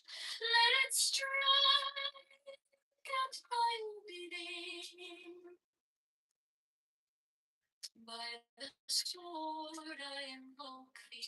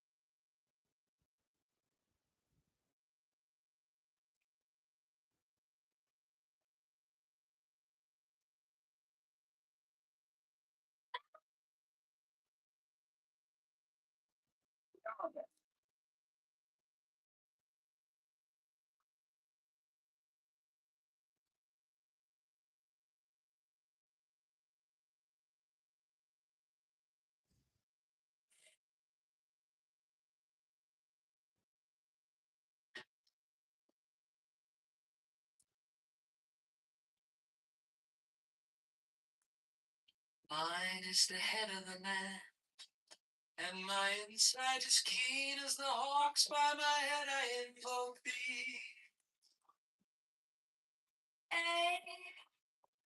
I am the only begotten child of my father and mother. My father is dead.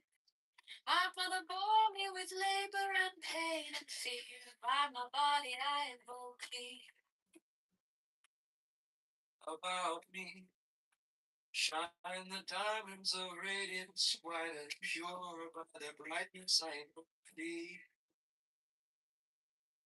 Mine is the red triangle reverse, the sign given of none save it be of thee, O Lord, by the Lamb, and I invoke thee. 3. Mine is the garment of white, sewn with gold, the flashing of bay that I wear. By my robe I invoke thee. Mine is the sign of Apophis and Typhon. By the sign I invoke thee. 4 is the turban of white and gold, and by the moving crown I invoke thee.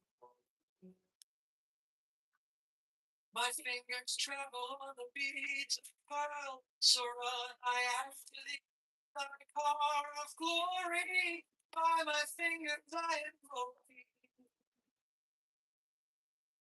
I bear the wand of noble power in the voice of the master Abraham. By the word I invoke thee. Mine are the dark blue waves of music and the song that I made of old to invoke thee. Strike, strike, master chord, draw the flaming sword. I am conquering Lord,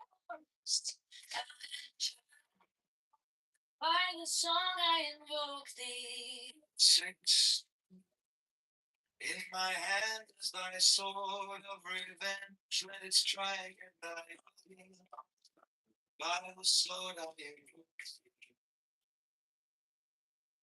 Voice of the fire, the voice of the fire, voice of the six. Not the voices, Abraham,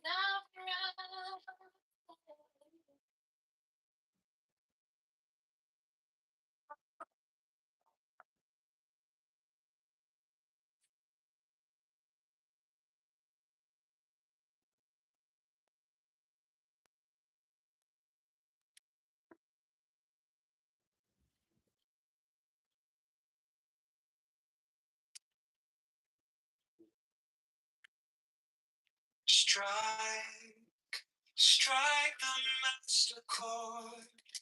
Draw the flaming sword. Crown, child and conquering Horus, Avenger.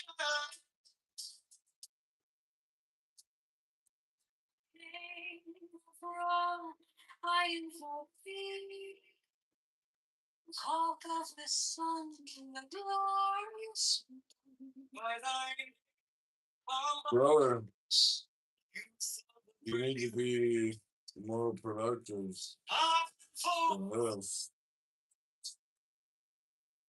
Brother, you need to be more productive.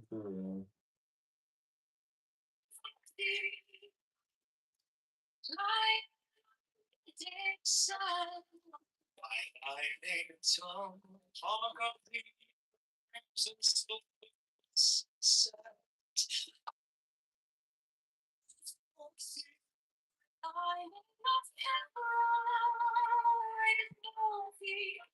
be on the hidden stream. I am not Lord of silence. Child standing strong, dragons of the deep.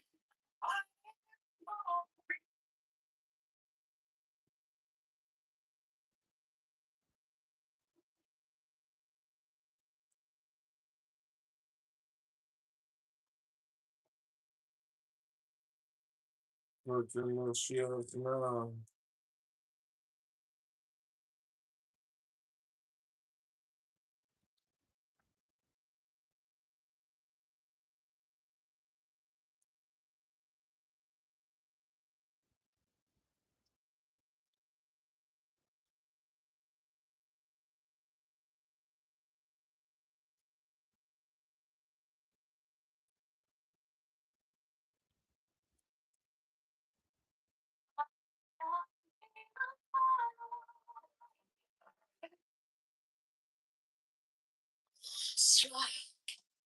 Strike the master chord. Draw the flaming sword.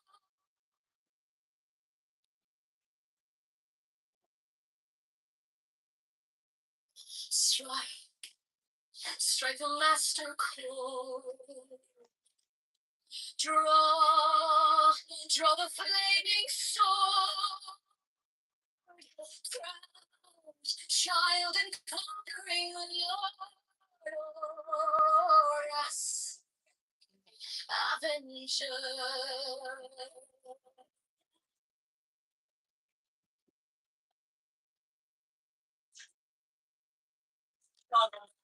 Johnson is a fraud.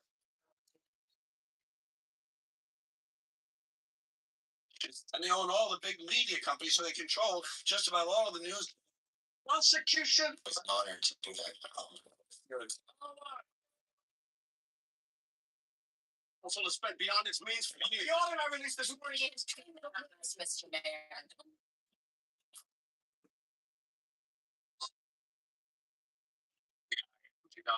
You get happy. That's how you have. You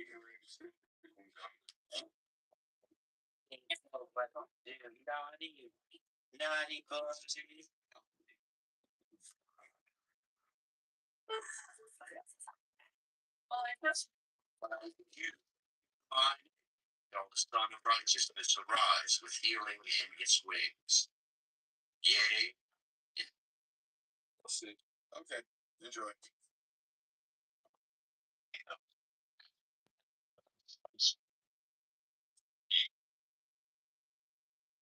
I just Ask you one final question before I let.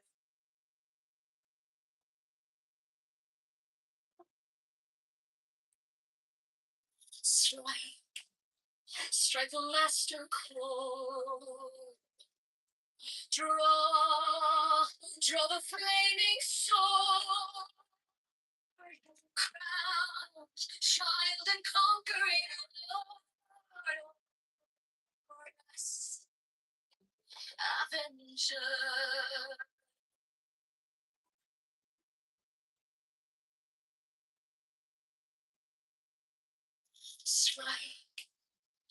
strike a master chord. Draw the flaming sword. Sharpened and conquering Lord for us.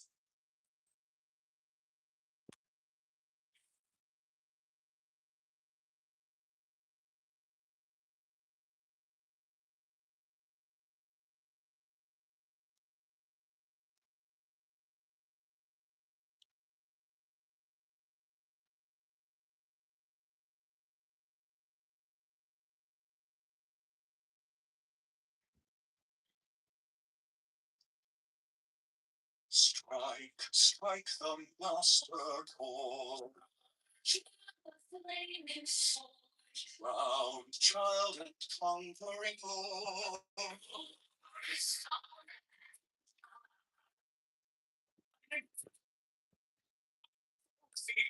Of the star, glorious one.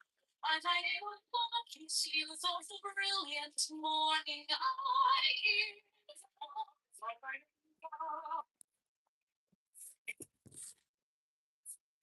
Son, by thy name tongue of thee, crimson splendid of the sunset.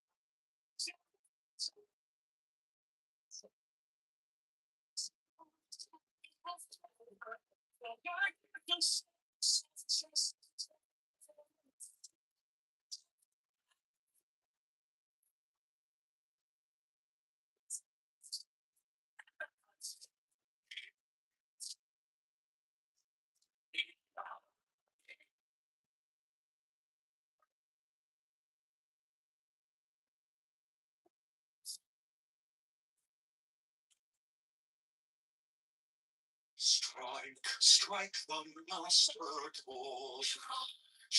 The flaming sword. Round child and conquering Lord.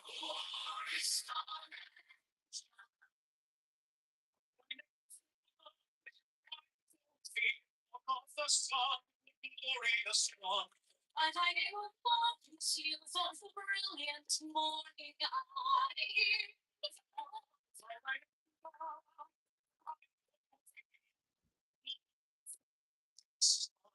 by thy name tongue of the even crimson splendid of the sunset.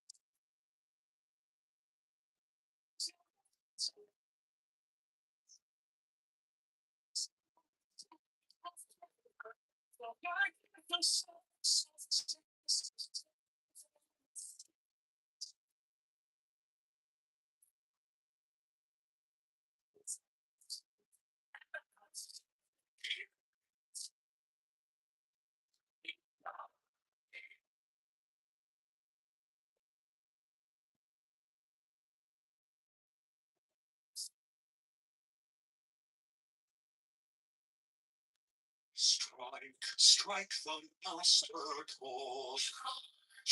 The flaming sword. Child and conquering Lord.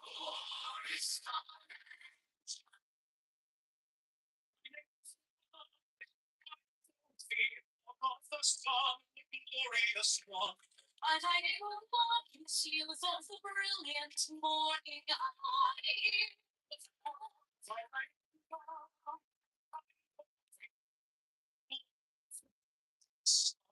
My name tall, of the even, crimson splendor of the sunset hiding fall.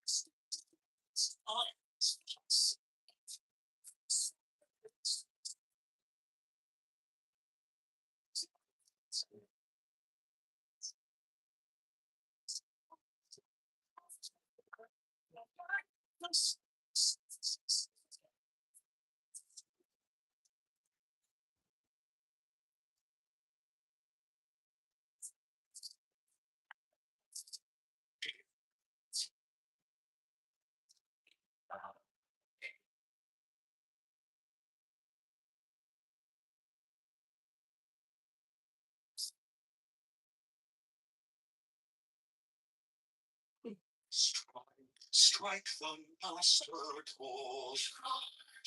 The flaming sword. Round child and conquering lord.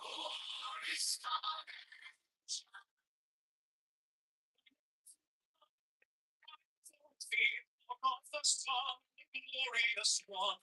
And I will want you for the brilliant morning.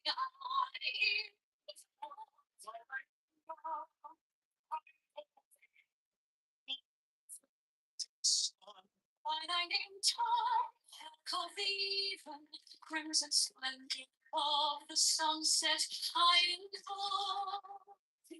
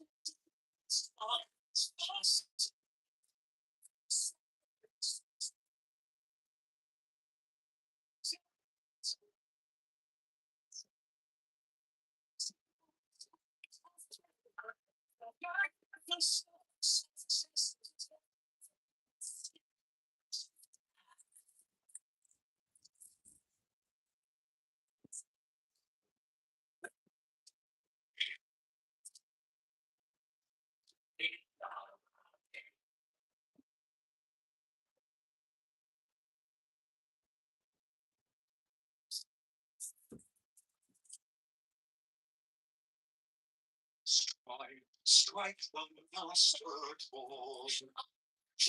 The flaming sword. Round child and conquering lord.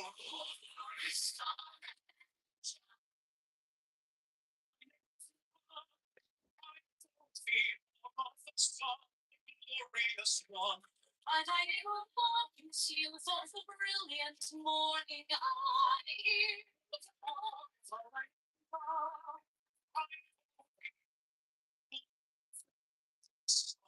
By thy name, tall, of the even, crimson splendor of the sunset, I call thee.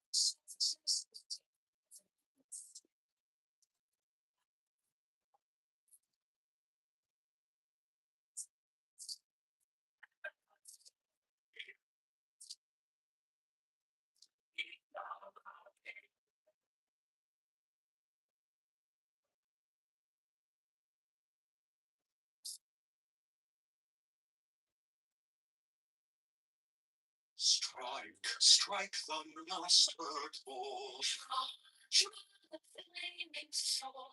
Proud child and conquering Lord.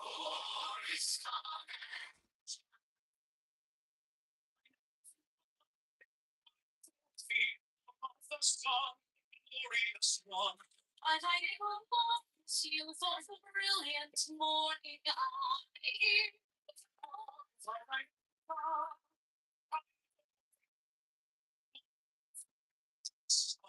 By thy name, call thee from the crimson splendor of the sunset hiding fall.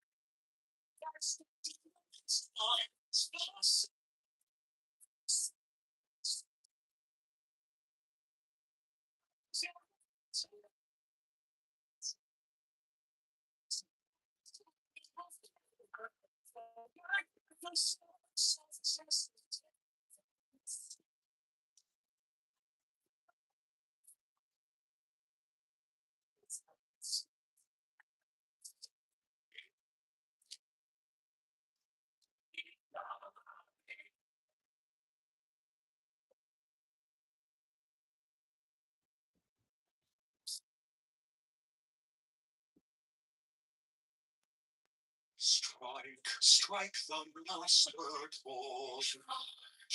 The flaming sword. Round child and conquering lord.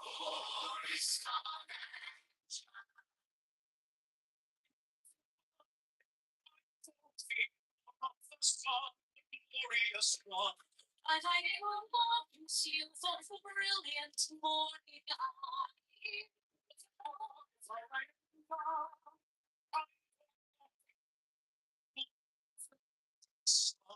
By thy name tall, called the even crimson splendor of the sunset shining fall.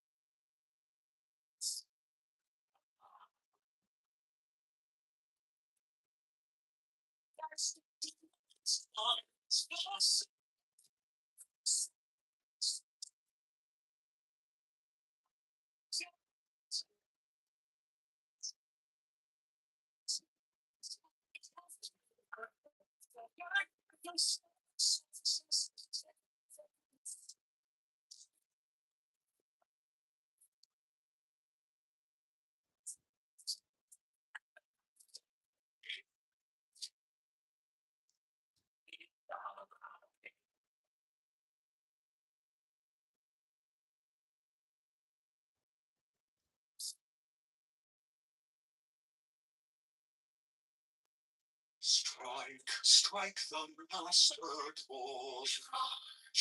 The flaming sword. Round child and conquering lord.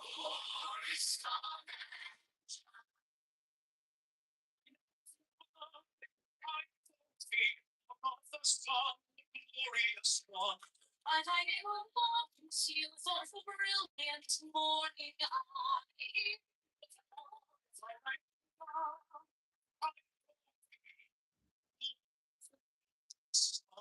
By thy name tall, called the even crimson splendor of the sunset shining fall.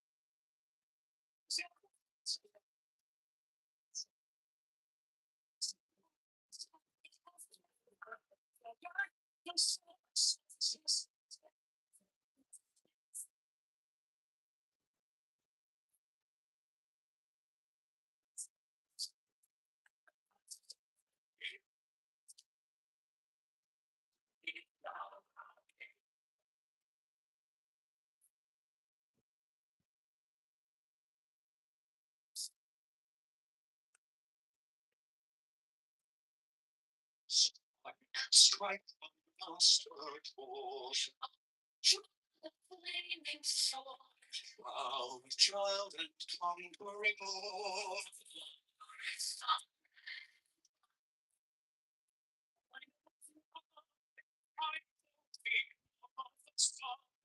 Glorious one.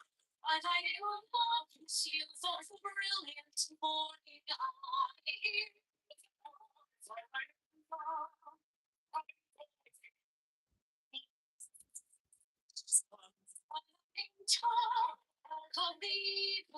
Crimson splendor of the sunset.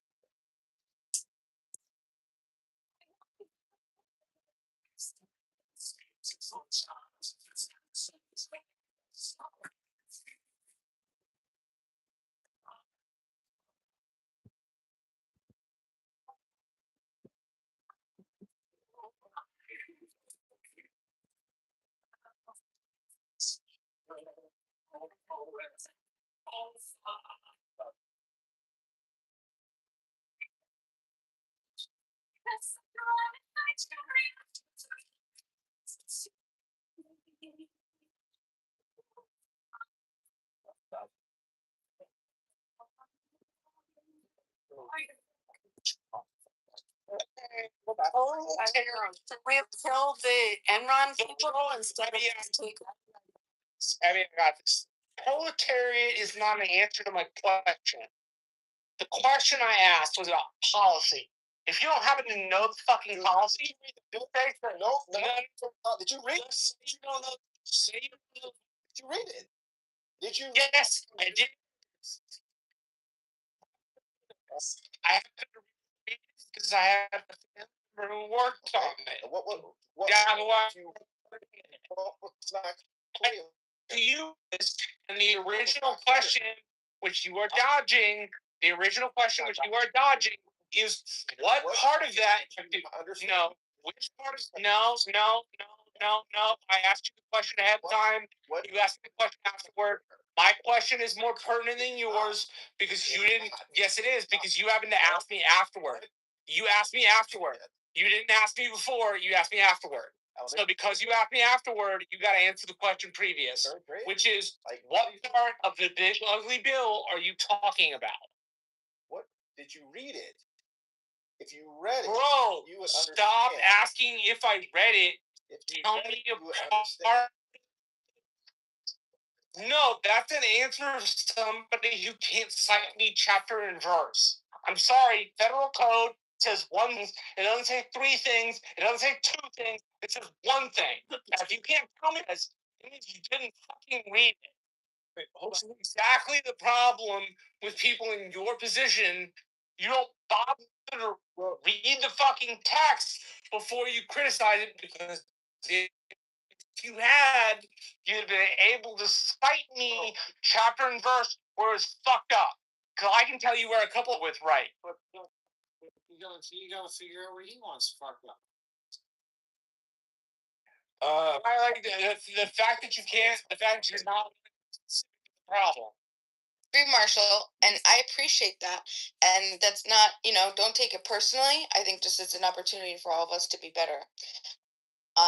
Abby, I did find some stuff for you. And it looks like it comes from Federal Reserve. There was a couple articles from Fortune that quoted those numbers, and then I traced it back to their source. Their source was Federal Reserve data. So that's where that comes from. Now, yeah, I could. And then the second thing, which I think is really interesting, I wanted to find the quote or the 50% of college students looking favorable, more sympathizing more with Mangione than they did with the victim. And I did find a couple polls on this. And what's interesting is looking through, I found a second. And what's fascinating is I think Joe has a point, but then the counter is also wonderful. Okay, so it looks like here. Let me see this. So this one poll, this is by, so there's an Emerson polling, and it basically is showing that people more on the left, and specifically younger Democrats, call for more violence, with the anti-rich, anti-CEO violence type stuff. And then there was a Christian nationalist poll that was done, and surprisingly, 3 out of 10 Christian nationalists believe that political violence is necessary to save the country. So we have this is two sides. Two interesting things to consider. Wonder what the size of that demographic is. The poll. Well, the sample size. Curious about that. I did want to say to Catalyst, by the way, and I mean I could rattle off a bunch of them to you, but I quickly said when we were talking Enron, the Hinkley groundwater, the Beep case, the FenFan, these were all companies that went under as a result of large class actions groups. Someone getting together, and same thing with the tobacco industry, taking them down. I mean, you can take down an industry without murdering the CEO.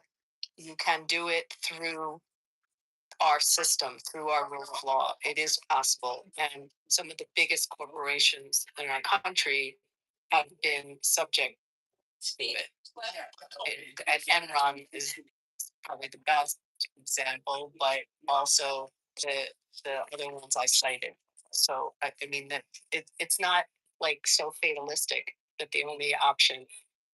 And I'm not saying you're calling for that catalyst. I'm just answering that. To bring up a bipartisan issue that I think you will. I'm curious what people will say to this. The security issue tonight seems to be of concern, and this isn't to blame Homeland Security funding or anything. I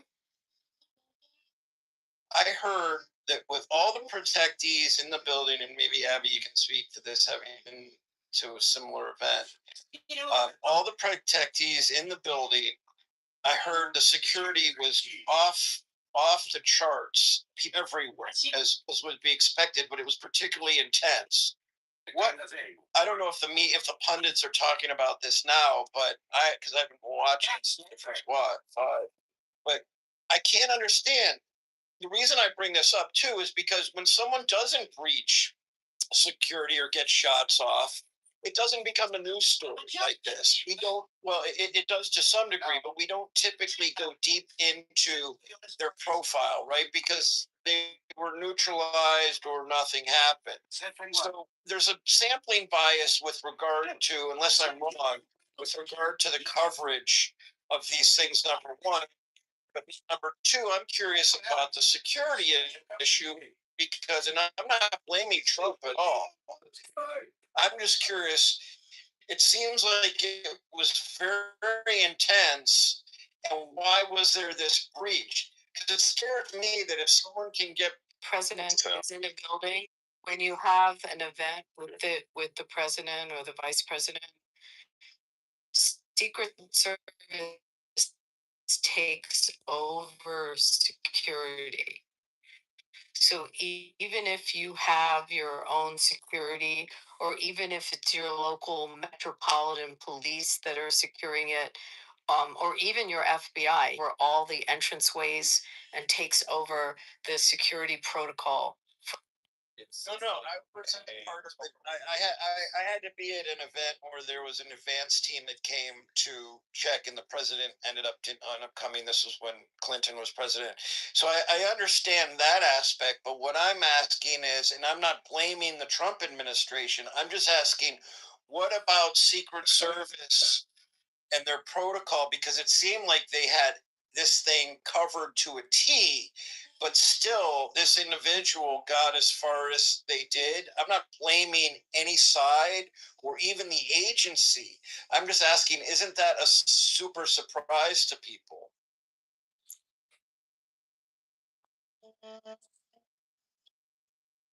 He's campaigning is totally in the toilet. The Epstein files are still dogging his heels. Congress, the Republican GOP can't get anything through, and every single time he's polling like this, he has something to distract. It's not even remote. This is massively a distraction and noise, and probably planned. So Do you just think about so the open your didn't happen that way. First off, so the security around the Hilton is open. Yeah. The Secret Service controls the interior around the ballroom, and it locked it down, which obviously is evident by every video you could possibly download. The outer perimeter towards the ballroom to get the entrance in there was controlled by Capitol Police, while DC Metro Police and various other Secret Service entities. The assailant ran through from the outer perimeter, which is the hotel lobby area, and he basically went running past them. Now, he didn't even breach the second layer, which is the first layer is just the megatrometer and those guys that are just checking you, asking you for your pass. He breached past that and then ran into the second layer, which was clearly armed, in which he was subdued. So he didn't even get to the final layers of security, which would have been around the doors, around the ballroom, and sitting there on the wings on either side of the president and most of the staff there. It's not how it's set up, and it was designed that way because in the Hilton, there are other people that are there as well. There are other dignitaries, guests, and stuff. People just staying there out of the blue. So they have access to that hallway. You're just not allowed to gain access to the other areas. Now, going forward, I can promise you that if there's ever an event held at the Hilton, they will probably have to be forced to lock down, which will be a shame because now you'll have to move the venue just because of the security protocol. But the security protocols that were enacted tonight did hold, they did respond accurately based on everything that's reported. And I doubt any idiot is going to sit there and tell me that some fucking moron running at full speed as fast as he can after he hastily put together a weapon managed to get a fucking perfect shot off to hit a Secret Service member in the chest through the armor plate at a distance that was safe, that didn't cause massive amounts of trauma while running. That seems kind of, well, I'm going to say either you don't know how firearms work or you watch too much Hollywood in order to actually do any of that stuff. I've ran with firearms, and I can tell you, I can't hit that fucking accurate at that range. Even at, I'd have to be like within 5 yards. But you somehow or another, people are going to throw a conspiracy together, and you just sound ridiculous when you actually meet people who know how this shit works. Still sounds, it's as someone who's actually been to war and been to 3 campaigns for a very long time and watched how things move in the political spheres, how things are moved and what's said and not said. It seemed kind of staged, very much so. Well, and this is also why I brought it up. I don't necessarily buy into the fact that it was staged, but what I wanted to point to, and this again is bipartisan, quote unquote, I guess you could say it that way, is that if someone had hit a perimeter wall, it would have been newsworthy, but it wouldn't have evacuated. I imagine it wouldn't have called for evacuation. But because he breached security to the degree that he did, it became a much more newsworthy, obviously newsworthy story. I guess what I'm saying is there's a spectrum of events that we hear about every day that gets on the radar of Secret Service that they either neutralize someone, blah, blah, blah. But, we only. The reason this got on the news the way it did is because it happened at the Correspondence Dinner with 2,000 people. It was a gala. Like, it was picked. Like, you're making weird assumptions and correlations that just don't make sense. Simply saying is that if the gala had continued and there was and something ricocheted off a wall, off a perimeter wall outside, we it would have made the news, but we wouldn't have gone.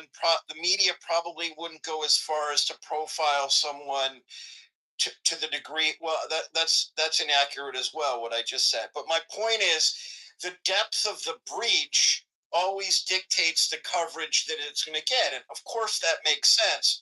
What I'm trying to say is about the numerous incidents. But he didn't breach the layers. He was caught by the first layer. Like, he didn't even get to the second layer. Like, they swarmed him. It was done. There's videos online. You could watch the reaction. He never even got to the stairwells. Like, you're saying something like that just doesn't make sense. Either you're ignorant of not knowing how this event unfolded and you're just going based on what you hear, or you're just making it up, because he never broke through that first tier layers. I saw the video where he gets through. He's running through the metal. Yes, he gets through the magnetometer. Yes, and then he stopped. All I'm saying though is that and they even talk about this on the news, I think. If they put another set of metal detectors back by the entrance, which wasn't feasible, and there's also more multiple entrances to the lobby, as I understand, then this could have been prevented. And I'm not saying it's entirely necessary. I'm only responding to the fact that the news covers things based on the depth of the breach and the proximity. They covered it because they were all in the fucking room, and then they realized for the first time that, like someone said, that maybe we're partially to blame for creating some of the chaos that's ensuing. So, no, this isn't having anything to do with the layering and pushing it out. Unfortunately, protocols will probably shift where we actually put it further out into communities like the Hilton. Going forward, we'll be in a lockdown where there won't be any entrances going through, and you'll have a funnel area. But again, he didn't really breach the security. He ran through the magnetometer, surprised a few of the initial responders, and then was snared up. And then you saw the covering flanks, which they fanned out in all directions up on the upper levels as well as around the room, and they were flying down there. He never even got to what you're considering the true security layers. He got through the outer perimeter just by running, and yeah, that's going to happen if some idiot wants to run, but he didn't breach any area. He was ensnared too quickly. Dr. Jordan, every major correspondent in the media was in that room. I mean, if you're wondering why the press covered it, every single one was in there. And if they weren't in there, they were in the lobby. Their junior reporters were all in the lobby. And every major reporter, every news outlet, from Reuters and AP and every streaming service, everyone has a table at that event. But okay, so they're all in there. But are you saying that, let's say it was the National Electricians Association conference and the president happened to be speaking, are you saying that you don't think it would have gotten the coverage? And what I'm saying, so I understand it's a very interesting discussion because, well, what I'm saying is that the media, for example, I do not have the first clue I did who went after President Trump, who was on his at the Mar-a-Lago at the golf club at the golf club. I don't remember who was at the golf course, who that perpetrator was. I don't remember very much about him. And you're absolutely right. Obviously, they covered this intensively because every major network, every journalist of prominence was there. But what I find interesting, though, is that we here on Clubhouse, we don't tear things apart if we don't have that much information, right? So, for example, the incident that occurred where sadly one of the National Guard's officers or one of the National Guardsmen was killed. The other one was shot at the corner of Pennsylvania Avenue, and I forget where exactly. That was covered on Clubhouse for like a week and a half, and yeah, maybe you don't find the same attention because it wasn't the president of the United States filled with 2,000 members of the mainstream media as well as other dignitaries. Like you had the vice president and the president in the same room. Of course, this is going to be top world news. That's exactly my point, Brad, is that there are so many variables, and you're talking about major issues, but there are so many variables that go into what I'm calling a security breach. You can, I'm not trying to say that's accurate language. I'm just saying there are so many variables